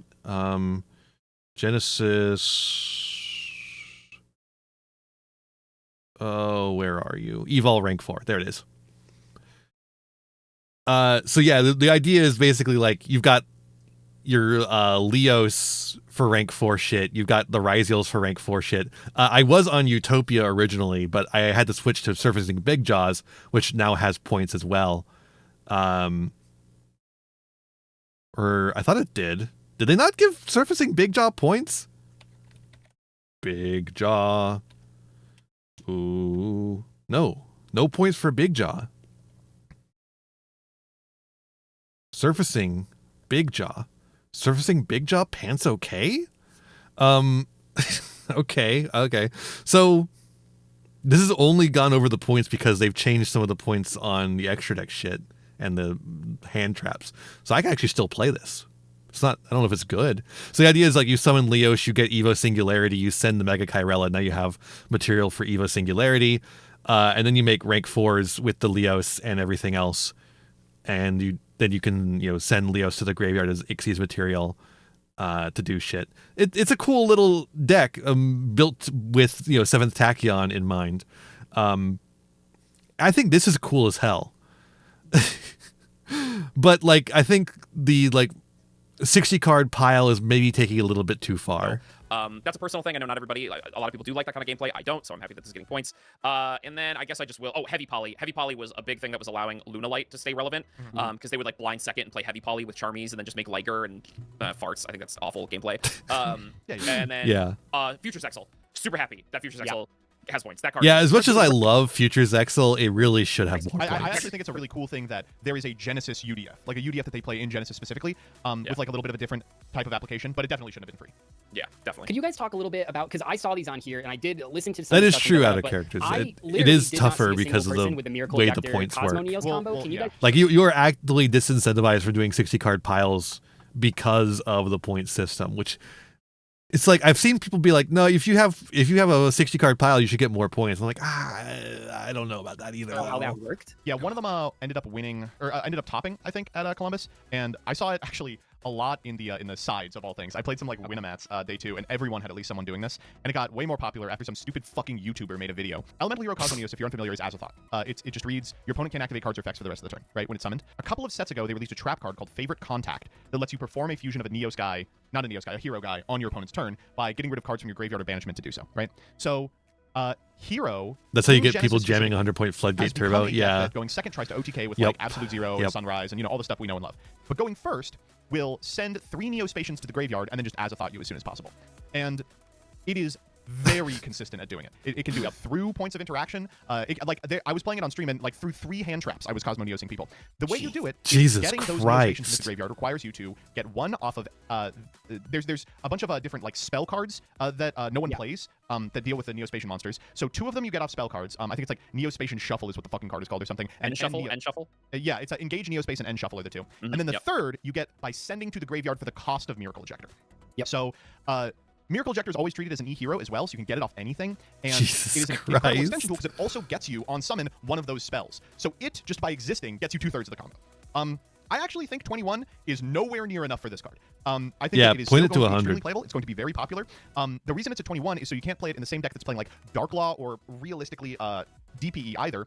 But the hero decks in Genesis do not play Destiny heroes. There's no reason to, because the reason you play it in the TCG is it gets you to the Link monster that specifically deals with Destiny heroes and lets you search floodgates that are pointed at 100. The way the deck looks in Genesis is just like the new masked hero stuff, a fuckload of Stratoses, and then Although you might play Destiny Heroes once the new Destiny Hero stuff comes out, I'm not sure, but that deck probably wouldn't be playing the Neo stuff anyways. just like Miracle Ejector. And, going second, you kill them with Sunriser and stupid. Like it really does kind of feel like they're starting to break apart Omni Heroes into separate F-Zero decks case. Going first, you finally. Azathoth them, which you can still do super easily. I don't have much to add to this one. I think this was a huge miss. I mean, And there's no way. It's not like you can like DD Crow one of the Neospatian cards because you can shuffle them from Banish. Like, Right, it's like Cyber Fusion, Yeah. Cosmonius is such an obvious. They liken it to Hot Red Dragon Archfiend King Calamity, but the reason HRDA KZ is okay is because the cards that help cheat it out cost so much. Like if you Hot Red on your own turn using RDA cards, that's fine. Like you're turning off some hand traps 45 steps into your combo. Like Cosmoneos is just a card that you could summon on your opponent's turn super easily, and then you win. yeah, it's this one. I know. The builds I've been very experimenting with do play Darklaw, and so like this does box that out, right? But you don't have to. You really do not don't have to. have You to. can just You not don't play it, have play to. like You're fucking skipping their Fools. turn anyway. Who cares? Yeah. I think the thing I should stress is that I should clarify that I think this is a good points list. I want to talk about that because I'm a lot. Yeah, of no, I agree with this. I think I said this at the time as well.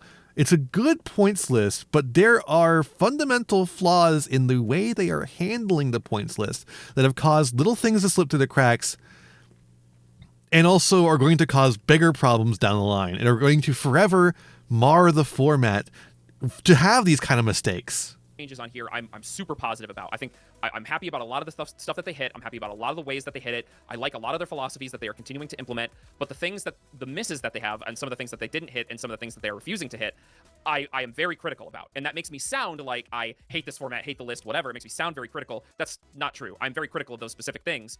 I like this list overall. Not bad, so just whatever, consistently whatever. suboptimal. It's just Exactly. that this one is so deliberately And potentially strange to me. devastating down Like, the line. Hot Red Dragon It's Archfiend Calamity destructive. is pointed at 21 because Crimson Dragon is 80, Yeah. right? Yes. So that's a total of 101. So the thing that cheats it out puts it at 101 total. You can't play them together. So why is Cosmoneos 21? It's because their effects are the same. Well, then that doesn't matter. But within the right? greater Doesn't context, doesn't you make should any put goddamn favorite sense. Yeah, contact like the reasoning does not make any goddamn sense. Goddamn. Where was it? Right here. It's like other contingent strategy was the hero deck that had Cosmoneos filling the same role as the Hot Red Dragon Archfiend King Calamity. Interesting case because Cosmoneos isn't being cheated out like King Calamity was. The whole point of the hero combo is to get the correct materials engraved and use favorite contact to fuse them out. You could argue that favorite contact is a way of cheating them out, but whatever. We'll price Cosmoneos the same as King Calamity because they're similar effects, but favorite contact is like it points at this time. But King Calamity was only pointed that way because of the way it was made. So it doesn't make any fucking sense for Cosmoneos to have the same points. 80. Yeah, but and if you don't want to do, if But you don't they want to put favorite specifically contact at 80, mention- that's okay. Like that's fine. I'm okay with favorite We'll contact at 3. I mean, read this sentence. It's insane. The whole point of this hero combo is to get the correct materials in the graveyard and use favorite Fusion contact. summoning is a meaningless concept. So many cards cheat. Yeah, I've been tempted. Oh, fuck. And now I'm like, was I going to make this video? Or was RJ going to make this video? Either me or RJ was going to make a video about the fact that fusion summoning doesn't mean anything anymore. I thought the whole point of the point system was to cover cases of card synergies. Yeah, it was. Use them. We'll price Cosmo Neos at the same as King Calamity, or because they're similar. You were also thinking of making a video like that? But favorite contact does not get points at this time. Why? Well, look at how they justify this, right? They say, oh my god. So basically, what they're saying. Every here video is SAS wants to make the fusions ruining Yu-Gi-Oh video. So basically, they're saying because King Calamity was being summoned off of Crimson Dragon, it's cheated. But this doesn't. When was the last time RJ made a video? Soon. Count. This is like That's hero all I'll say. cards doing it, and it's like we're missing the point of what matters about the cheated. But the cheat part is that you fusion summon on the opponent's turn to lock them out of the game. You get Azathotted, and you're like, that's not fair. They should have spent 3 level 5s to do that. That's the problem. It's epic and Chungus if Jaden Yuki is doing it. Oh my that's what matters. The solution to this one is Cosmo Neos at 100. There's like Cosmo Neos at 100, Miracle Ejector to 1 solves the problem. But no. Yeah. Well, okay. So this section is also titled. It's titled Shenanigans. That's where the Cosmos Neos was. I'm not sure why it's in a separate area. Galaxy Eyes Tachyon Primal. It goes from 0 to 5. I mean, it's just a good card. I played against it a couple times. Many people were using it in decks that make 8s. You can do this in Dooms, for instance. Yeah. To insulate your line using Tachyon Transmigration before you do anything else. Kind of a holdover from Duel Links of all places. Yep. I don't know why we would call this a shenanigan though. This is just like a good thing people were doing. But elsewhere in here. It's just I think you're calling it a shenanigan because they don't want you to do it, and even though it's not like seeing it, again, the shenanigans zone is the place where they have quarantined everything that doesn't fit into their play style or not play data. Every hit that they're doing that doesn't involve the play data is put into the shenanigans section. So they hit this one because they don't want you to be using the primal thing to get the insulation, but they don't have the data to support that hit. Exodia loser here in Call. We have a whole bunch of hits that are primarily, if not entirely, to Exodia, which they already did on the last 2 lists ago now, not the small update one. Except for Dark Ixchel, Lord. eat shit. You fucking hit to Inferno Evil was criminal. I need that which guy. actually means the Dark Lord deck is taking a pretty big price hit on this list because you have that card increasing by 2, and then also you have your main little starter guy going to 5. So that actually does matter. Kind of in the ways. And this is where we talked about in the last Genesis Boys video where when decks get hit, they're usually still playable to some degree. Like you can still play Dark Lords, you just can't play Dominus Impulse. Beyond that, we have Infernoid Evil from 0 to 7, Into the Void 7 to 10. Those cards are like together. Magical Mallet from 0 to 3, which is hilarious. Subspace Battle from 0 to 5. We'll talk about that in a moment. Hilarious. Chicken Game 7 to 10, and Upstart Goblin 7 to 10. So like I want to hear what Jordan has to say about this. I'm still a defender of all they need to do is point the Exodia head to 100. That's all they need to do. I don't. So what was it like playing?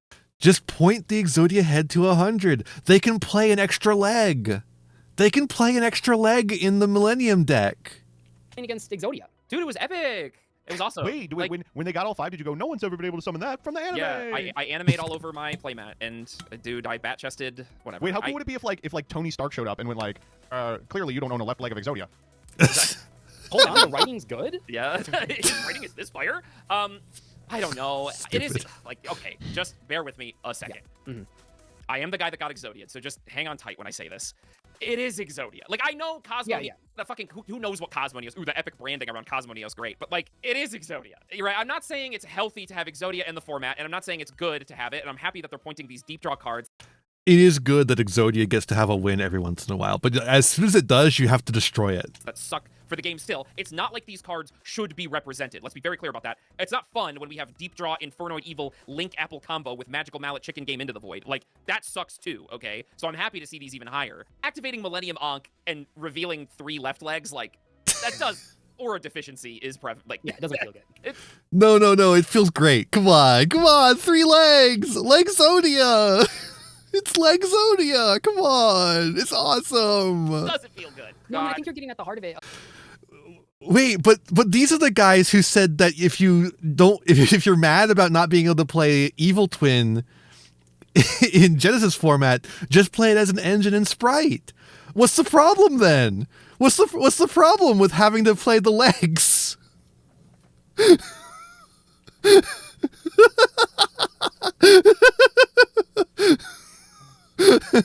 What's the problem with having to play extra legs? It's just like playing the Evil Twin without the Evil Twin monsters. It'd be a legendary feature match. Exactly. A video that I have half filmed and will probably never make it up unless, God forbid, maybe I...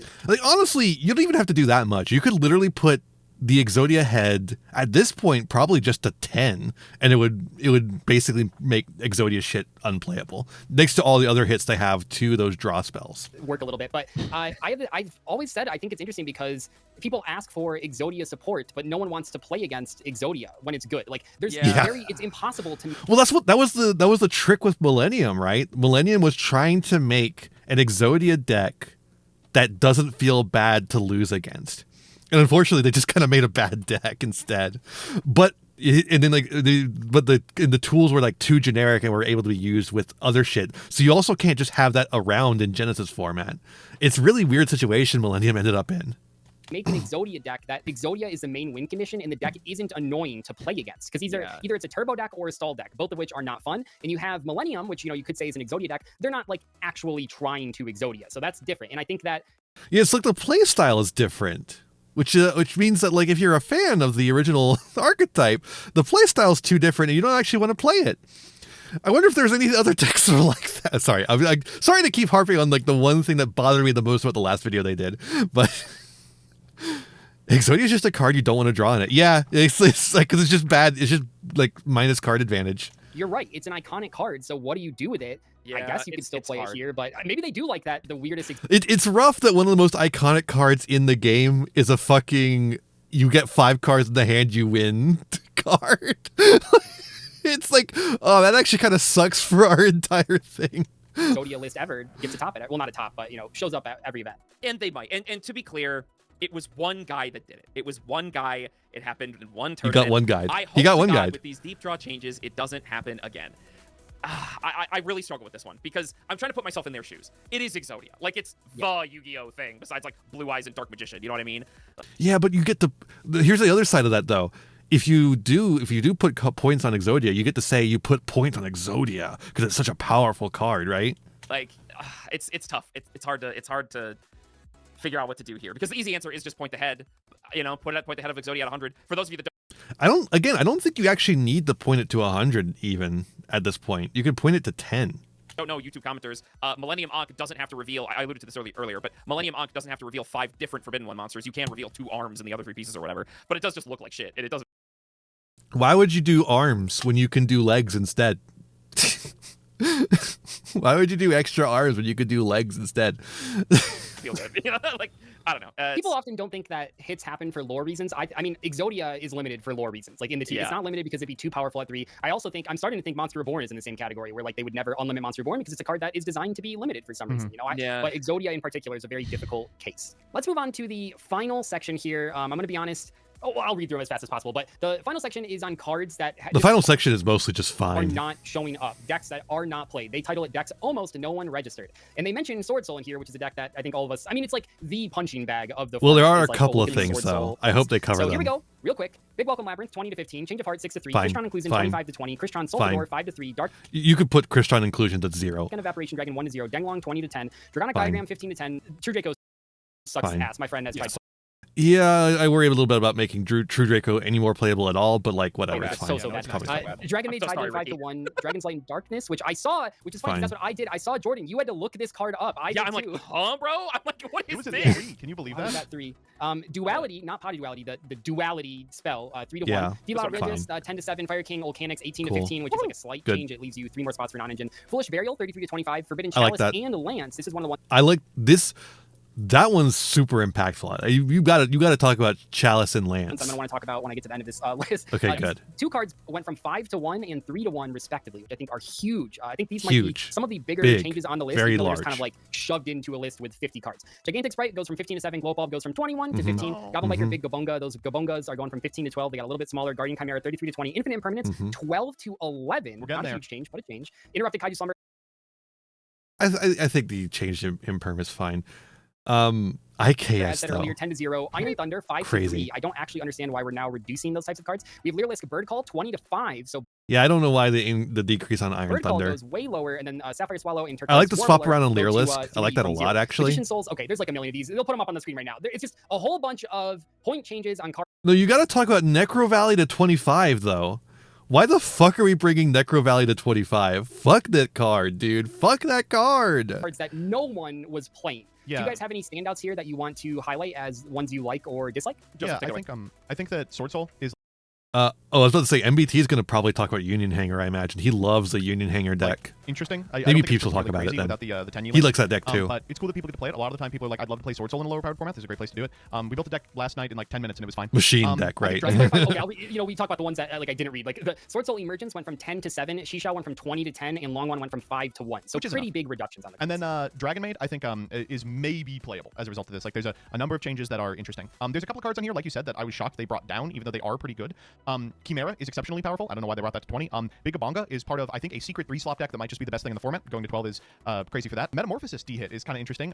There is a deck that's playing that and happy to do so, and we'll, Yeah, and Metamorphosis is one of those cards where it's like, yeah, nobody's playing it because it's not particularly good, but when it hits the field, it's not fun to play against. Fairy Tale will take the Often. 5 to 3 is a big difference. Yeah, Like small 15 reduction. for a playset 15 for a versus playset 9 to for a 9. Yep, playset. Like, that's that's what- what you guys, if you're listening here, you have to remember with these ones like things that go from With ones that have a playset of instead of just the one of an extra deck. 15 is to very 12. That different. means that you now have 3 more points for 3 of any of these You have, like, one-pointed cosmics, cards. It's a very big difference. And I also do think I love that they can't figure out what they want to do with Nightmare Throne and Phantom of UL. That's like very funny to me.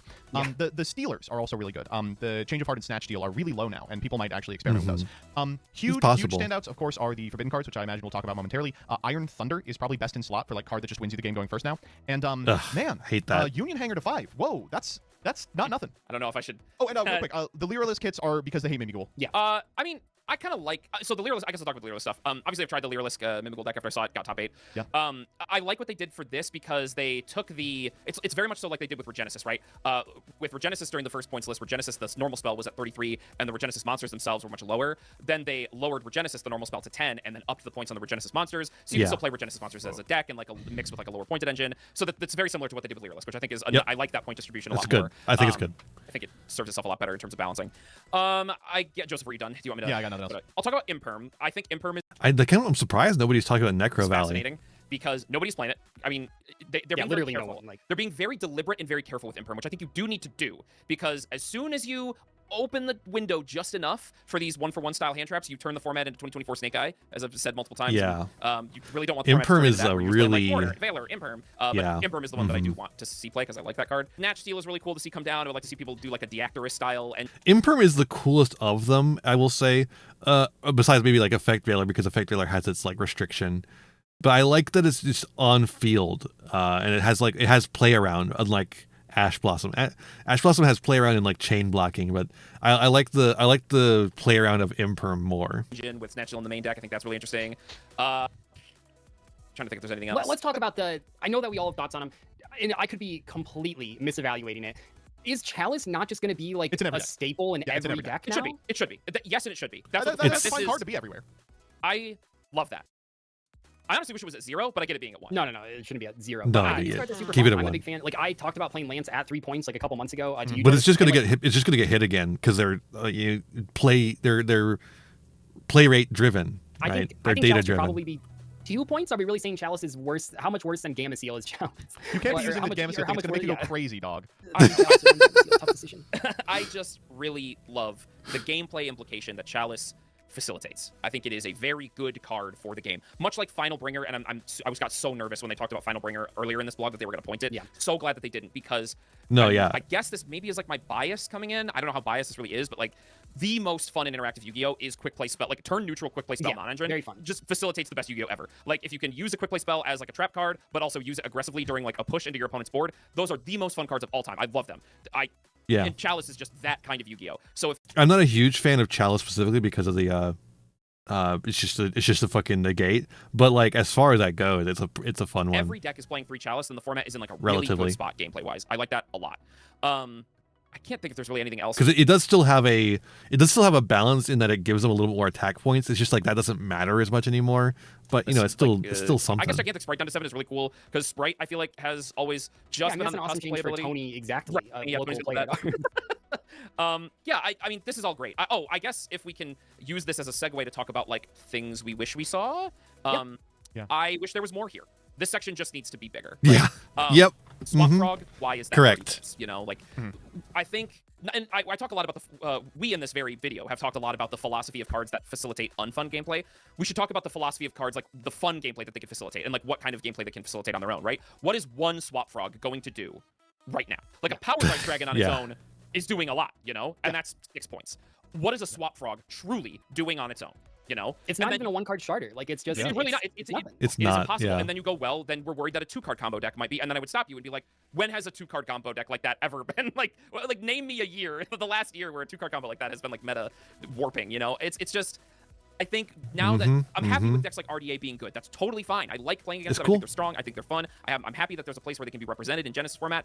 But we can. And it's cool because it is like a vast majority of it structure deck cards. Look back at that list of highly pointed cards and just start shaving these points off, man. Like, just get rid of this stuff. Do I have to bring up Gladiator Beast again? There's still Gladiator Beast with like 80 points from unknown reason. I do want to chime in real quick. I would like to see some of these just gone. Like a lot of these cards that are like at 3 points for like an in archetype, it would be nice to just shave them off the list entirely. Why is Airlifter 3? And I think, you know, one area where I've been, and I'll show my bias here a little bit, but I'm so mad about Glad points. Can't come up with at this exact moment. One area where I'm a little bit worried about. You could make all the Gladiator Beast negative points. It'd be fine. The in-between area of meta decks and decks that aren't being played. So of course, I'll bring up Exo Sisters because I'm an Exo Sister player. Right. Exo Sisters are still pointed higher or even, but oftentimes higher than some of these other meta decks that they hit. Exo Sisters have a lot more hits than Mimi Ghoul, for example. And this is a deck that did not show up at the event. I believe there was like me and one other guy playing them, and he got a feature match, and I made day 2. But like, so when I see this, what I wonder is how long does it take before those types of cards get reduced? And I'm not saying they should go back to what they were, which was way too low, but how long until we get Betrayal at 5 points to let Exo Sister players play a couple more things? And I think going into this list, I was hoping they were going to point Shifter to the moon and then reduce the cards on like the decks that play Shifter. That obviously did not happen. But I am a little bit worried about how long it'll take to, even just by a couple points here and there, take points off of decks that were a top strategy 3-6 months ago, but are now like just struggling to even appear at a tournament, let alone do well. And I do want to call out one specific thing. Okay, well, okay, fine. If we're doing our bias, then like, okay, why are the tier names still at 50? Let's come on. Can we just be a little bit honest here? Like, tier's done nothing. He's right. Sorry, like I got one top 32 with it. All right, I just done nothing. You know, I think that justified that they're 50 points. I think we'd be anticipating a tournament format. The thing that I find to be a I think Doug's top 16 justifies the Exo Sister hits. epic critic as I am. They mentioned that like calling this it's in this paragraph actually. They say we're being cautious because we don't want to insert a poison pill into the format by accident. What is a poison pill if not Cosmo Neos? Right? Like I just like, what is your definition of a poison pill? This is the thing that's been driving me crazy about the Genesis format shit, right? This is exactly what's been driving me crazy. Now they're just like last video, I was complaining about them a lot. This video, they're really speaking the same shit that's been driving me insane in that video specifically, which is that people love to say that they have a strong banlist philosophy here at the Genesis format Konami headquarters. Do they? It seems to me like they have like 5 or 6 banlist philosophies that are all running counter to each other, and sometimes one of them wins out and sometimes another one wins out. Maybe like each individual person who works at people in chat last time were talking about like, oh, there's probably like 5 or 6 guys who work there. Maybe like each individual person has their own ideas of what the format should look like, and they're all just trying to push their one idea. Like, I don't know. Well, so they're saying something that is currently hit that they accidentally bring down and then is like so crazy. I get that, but you know, if we can evaluate, like Swap Frog used to be a strong card. It's highly pointed at like 30 or 33 or whatever it is, and Ronin Totem is like 60 or whatever. Like those used to be meta represented. We're worried about those cards. Like, what is the poison pill that a Swap Frog can introduce? Then the deliberate FTK that is already happening in Cosmonios. Like that's where the philosophy part of this just actually has to be represented more. Or how about some 10-point poison pills that banish every card your opponent plays? Yes, that's exactly right. So yeah, I think I've said my piece in terms of like my nitpicky stuff of the blog post, which I'm sure that's probably very annoying to hear. And if the people that write these blogs at Konami is listening to me, they're probably like, oh my god, who is this freaking guy? Which I'm sorry about. Now that we're wrapping up here, and you know, I appreciate you guys coming on, and hopefully you guys listening have learned a little. We've complained a lot. Give me your grade for this list. I would say, for me personally, this falls at about a B. I like probably 85% of the hits. Yep. It's more. Fuck. What would I put it at? I guess I'd kind of hit the same level. I kind of hit B as well, but it'd be like a B, but there would be an asterisk on it that's like see me after class so we can talk about this consistent issue. Right? I think that's kind of where I land a little bit. About what's missing to me, and I think I can't even, I do not envy the person that has to, or the people that have to do these point adjustments and the amount of like labbing that takes. And I'm really curious what this format will look like when more than 200 people Well, based on what it seems like they're doing, they're not doing any labbing. They're just looking entirely at data. play in the YCS. That's the whole problem. On Fridays, and hopefully more people try it out. But yeah, I do not envy them doing all these point reductions. I cannot even imagine how much work that is. But I just feel like there are some obvious cards that should have been hit or should be just, like Joseph's saying, just taken off the list entirely. Because ideally, and this has kind of been their philosophy from the beginning, they said they want as many cards at 0 points as possible. Like kind of like a regular format where they want as many cards unlimited. No one wants to read a ban list of 300 cards. But yeah, I don't know. I just think what they did was mostly good, but what they didn't do is noticeable. I'd give it an A-. I'm happy with most of it, and that's really high. As much as I'm like, oh, Cosmo Neos needs to get hit or fucking whatever, right? It is also the case that I enjoyed the format prior to these hits, and I think it doesn't get worse as a result of that. I will say, I think that, like you said, there's a lot of stuff I wish was on here. Like, Di-Fi getting hit was good. Where is Macro? No gravity collapse, no non-fusion area, no soundproofed. Yep, no, yep. None of the cards that read like win the game if you're going first. Oh, I missed Yep. no soundproofed. Yeah, Yeah, no and there's that's the other thing. And sorry to cut in, Joseph. I'll let you. Yeah, no, that's all I have to say though. I wish those were gone. I find some of the changes like And you still give it an specifically A-. the Cosmo Neos ones That's weird. baffling, but largely did what I wanted, which was got rid of Di-Fi and the Heralds. Yeah, and I would just like B+. I'd fall in the middle of that, I guess. It's just truly a lot of awesome changes. I think Chalice to 1 is Oh my god, Chalice to 1. genuinely I mean, incredible. I know we already Genuinely talked about it. What a great, thank you so much. Yeah, genuinely incredible. I think a lot of that is awesome, and I know I speak very passionately and critically, but like I do like a lot of this. I did enjoy the format at YCS Columbus. I expect to enjoy it moving forward into the WCQ. But yeah, it really is like, it is frustrating to see the noticing of how the player base doesn't like Shifter and Fissure and the deliberate choice to still not point them and leaning on play rate. It is frustrating to see cards So like... weird. It's such a weird decision too. It's not just frustrating, it's so weird. Why even mention it? Why even mention it? It's frustrating to see them not acknowledge the term Floodgate or the side deck for cards like Soundproof, Non-Fusion Area, Mask of Restrict, Gravity Collapse. What's the other ones? I think there's a couple more that saw some play that were frustrating, but regardless, those style of cards that are seeing play, are seeing competitive success, and that do just stop the opponent from playing. I think all of those could just go to 100 and nobody would care. And Magic Deflector, that's another one. I'm excited to see that card. Yeah, I know. And then I just wish there were more reductions. Like that's the other thing. So it's really just those 3 categories of changes that we didn't see enough of. But other than that, I still think a lot of this is great. About to say, I mean, hopefully you guys haven't thought I'm we were, actually like, too really negative glad I about watched this I think one we can all because agree this list was a this was big really net revealing positive. that, like, yeah, they do actually 100% agree with everything. They do generally agree with my same, like, issues with the format. I think a problem with Genesis, it compels these hour-long videos and advanced list reactions or 10-minute stops. Maybe. It's good for me. Like I really like the last format, and I'm really excited about this upcoming format. I've seen a lot of people labbing all sorts of crazy deck lists with these new points. So this not only doesn't kill my interest in Genesis just because they didn't hit Shifter or whatever, it actually, I'm really excited for Genesis because some of the I've decks been that I thought nonstop were brewing outliers. since the list came out. Yeah, absolutely. So yeah, that's our another episode of the Hanging Out with Genesis boys. Thank you guys so much for joining me. Both these content creators, who I'm sure you are already familiar with at this point, or now we're really familiar with after hanging out for an hour.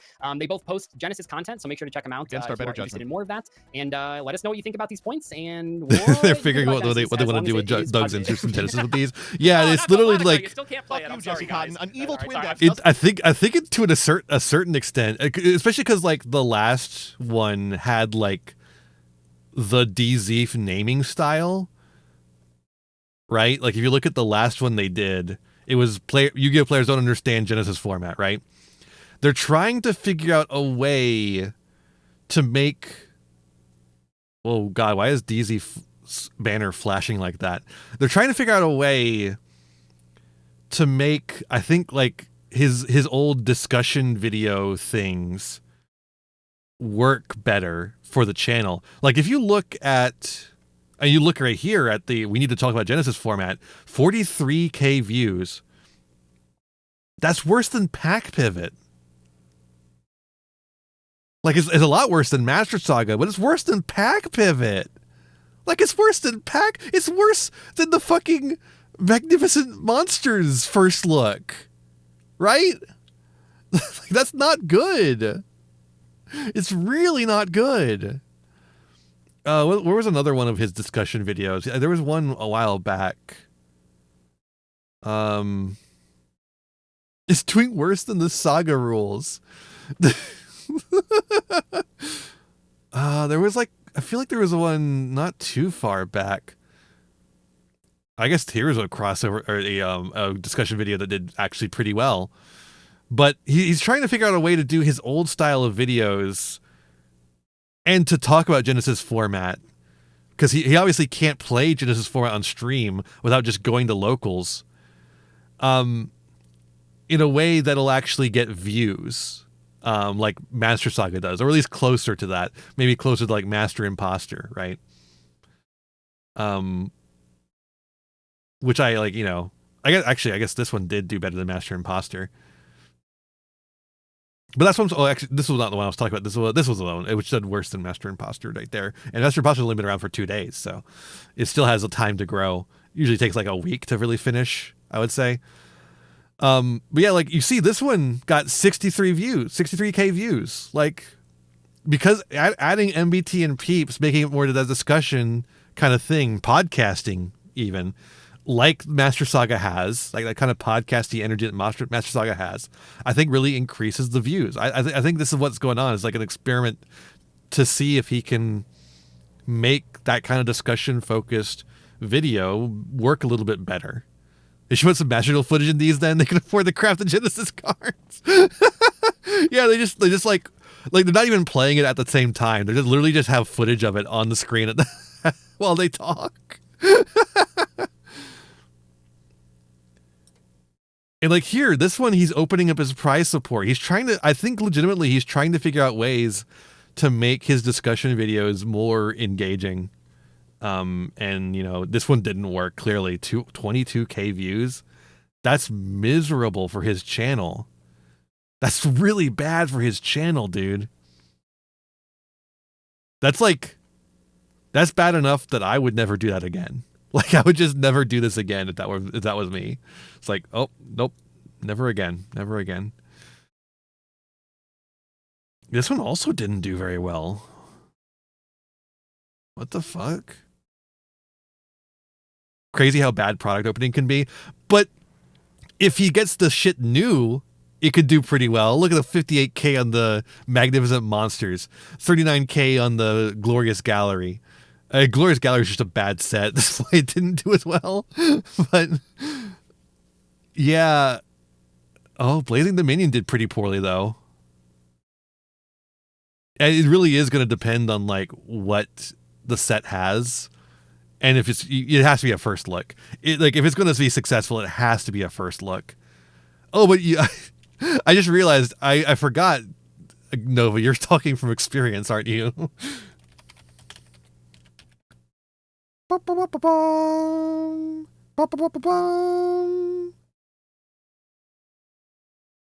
Oh, fuck. God damn, dude. Fuck. I did not realize it was that bad. Holy shit, that's like one of my videos. Jesus Christ. Fuck. I hate YouTube, dude. I hate YouTube so much. Not a pack opening channel. Let's see how my channel's doing. I don't know why. I'm just in why is this video the first thing that comes up? This video is so old. 4 years ago. 4 years ago. I'm glad this one comes up though. That's cool. Not a great representation of my channel, but you know. It's mostly members only shit. Yeah, the GMX video did okay. 710 views. Did not do as well as the first GMX video. First GMX video, 1.5K now. In about the same amount of time, I think it would have been like 1,000 instead. Yeah, there's a lot less stuff on the channel now that I'm putting the reacts elsewhere over on the Bachu channel. And, you know, they're kind of getting similar views to how they would get on the main channel. They're a little less, but Yeah, I just like I couldn't keep getting videos that had 131 views, 192 views in a channel that can get, where the fuck are you? 3.4K views, right? Or 1.5, 2.5 on the Crunchyroll video. It's like I just couldn't keep doing that. It's I hate the way YouTube works, so that's the case, but that's just the way it is. Where's the waifu deck? There's the waifu card video. 1.5. Oh no, it's got Simo in the front. Oh no. I wouldn't have known. I couldn't have known. I couldn't have known.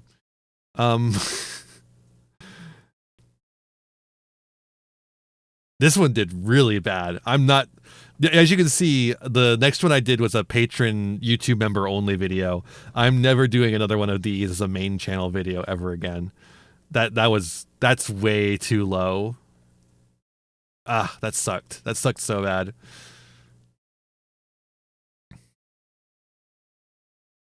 You know what's been doing weirdly well though, besides the Batchu's library, I think the Empire Earn's Game Corner has been doing better than I expected. It's not a high. Look at these.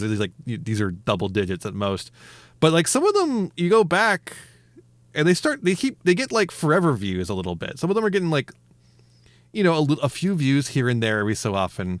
Especially the Empire Total War. It makes me kind of wonder if I should go back and do some Empire Total War. But like, I don't think it's enough for me to actually go back and do anything that isn't sleep aids, which are specifically for my partner. The sleep aids are for my partner. They're not for you. If you enjoy them, that's great. The Kaiju podcast has been doing all right. Usually getting to close to three digit views. I'm happy with that. And of course, Tomb of the Empyrean, who fucking knows? These goddamn stream VODs can do anything. 138 views on this one, just randomly. This is why they gave the game still 3 points. Exactly. Because of the 3 digits on my Kaiju podcast. I think that's basically everything. How's Out of Characters doing? I actually watched his 10K subscriber Q&A. Good video. You should watch it. We were going to watch this tonight, but I don't think I'm going to anymore. But it was interesting hearing that Out of Characters is looking at maybe doing more smaller videos. I've also been thinking the same thing because we're in similar positions as far as that goes. We're both trying to grow more, but we're in a position where we're making video essays that take a long time to make. Mine take less time than his because I don't make them as... I guess mine are actually kind of similar length to Out of Characters. I don't know why I make mine faster. I think, actually I do know why. It's because Out of Characters has a job and I don't. This is my job, unfortunately. So, I'm able to make mine faster, but like it's still not enough, I feel like. So I'm trying to think of ways to like put out quality stuff that people want to watch the same way they want to watch the video essays that doesn't take as much time to produce. Turns out it's harder to do that than you might imagine. Because if it's a good video, it takes time to produce, right? If it's a good video, it's going to take some time. Unless you're LC. LC seems to be able to pump these out. Look at this. 10 hours ago, 2 days ago, 8 days ago, 11 days ago, 2 weeks ago, 2 weeks ago, 3 weeks ago, 3 weeks ago, 3 weeks ago, 3 weeks ago, 4 weeks ago, 4 weeks ago. Like he's a fucking machine. But again, he doesn't script his videos. He makes notes that are he makes detailed notes and then goes off of that. Which is like not what I want to do. It works for him. I don't begrudge him at all. But I don't think it's what I want to do, right? Hey LC, if you want to know how to make thumbnails, I can help you out. I'm surprised he gets as many views as he does with these thumbnails.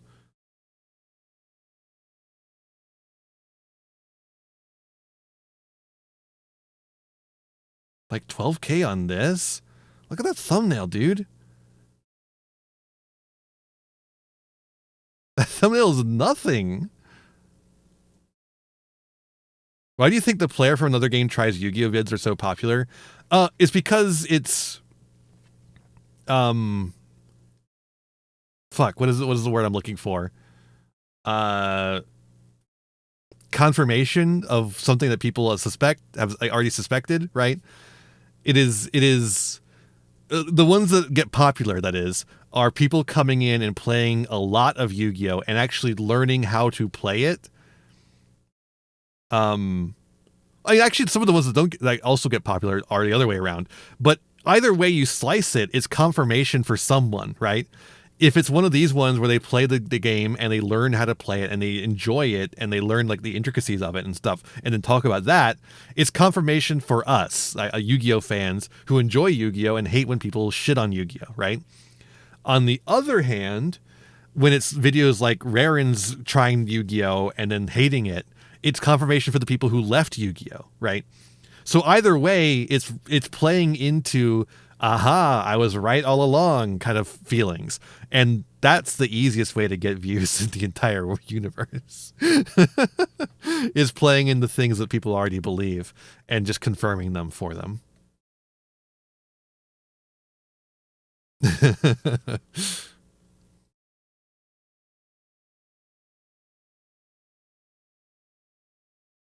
Yeah, it has. There has been a shift like that from the Raren hater tries modern Yu-Gi-Oh to the believer tries modern Yu-Gi-Oh. There absolutely has, and I think that's good. I think I like that a lot. I mean, for one, because I like Yu-Gi-Oh, right? I hate the fucking, but I'm not a huge fan of the hater shit in general. I don't know. I'm a big hater, but I don't like it. I don't enjoy it, right? I mean, I enjoy hating on certain things, but like, it's not good, right? It's not good that I am, and so I think these more positive things have been more interesting too. They've been more interesting videos. Like LC's video about trying out Yu-Gi-Oh is really fucking insightful. Oh, I don't think we watched it on stream, but I've watched it on my own. God, the fucking flashing DZ banner. My first 3,000 hours playing Yu-Gi-Oh. Yeah, I think it's a healthy change for sure. I wonder if it might be in response to all the like hater tries game and does like, so like people went in with a more open mind instead to try and see if that's actually the case, right? I don't know. I haven't talked to LC, so I wouldn't know. Does LC have a Blue Sky? No, just a Patreon, apparently. According to the links, just a Patreon. That can't be true, but well, maybe it is. I don't know. Some people just don't like social media. All right, we were gonna watch the Out of Characters video, but I'm out of time. So I think we're gonna save that for another day. Watch it on your own. Go watch it on your own. You should be giving my friend views. All right, we're gonna head out for now. Thank you so much for joining. I hope you enjoyed. Next week, we're actually not gonna have Yu-Gi-Oh Tuesday. I'm so sorry. Yu-Gi-Oh Tuesday is canceled next week because instead you're gonna get the Vampire Ian Summer Times Games Fest of Palooza. That's the name of it. The Vampire Ian's Summertime Videos Games Festapalooza. So watch out for that next time. This coming Thursday, I'm going to be opening up and building these blockies, the Miku and Ray. I posted them on Blue Sky. We're gonna be building those on Thursday. I'm gonna have the hand cam out. Have a great time doing that. Chill. Just if you have any questions, you can come to me. I'll do Q&A. We're just gonna chat and chill while I build those models. I think it'll be a great time. Sunday, I don't know what the fuck I'm doing Sunday. I'll figure something out. And then sometime next week, either Thursday or Sunday, we're also going to be doing Steam Next Fest. I have a couple demos picked out for Steam Next Fest. We're going to do another one of those. I don't know why they've done 2 Steam Next Fest this year. Usually you do a fest once a year, but apparently Steam just does Next Fest whenever the fuck they feel like it. So we're doing a second Next Fest stream this year. Yeah, that's the programming notes for the foreseeable future. I shouldn't be gone anymore until July. I should be here for streams for the rest of the month. And then July, might be touch and go. We'll see. We'll see how it turns out. But yeah, thank you so much for watching. I hope you enjoyed. Exclamation point socials in chat will get you all the different places that I'm at, including Blue Sky, where you can keep a better eye on all that scheduling stuff. I'm going to send you to someone else. Following, please. Why would I want to raid you over to someone I don't know? To meet people? Never. Never.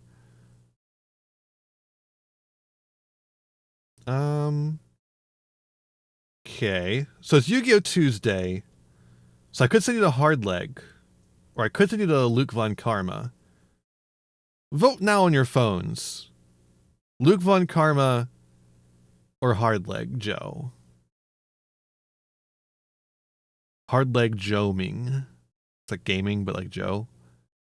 I gotta vote for Danny. I've got to vote for Danny. Danny's doing Rivalry Warlord stuff? Dude. He is. Wait, what the fuck? I actually commented on his thing saying that he should come on Rivalry. I did it in a jokey way though, so I don't know if he knows that I'm serious. He should come on Rivalry format. All right, we'll raid Luke Von Karma. We'll raid Danny. And we'll see if he recognizes me from the time he saw my top 10 Yuri archetypes in Yu-Gi-Oh! Video. All right. Thanks so much for watching. When you know that, be kind and courteous is all I ask of you. With that said, be kind to yourselves, be kind to others, and have a wonderful rest of your day. Bye-bye, everyone.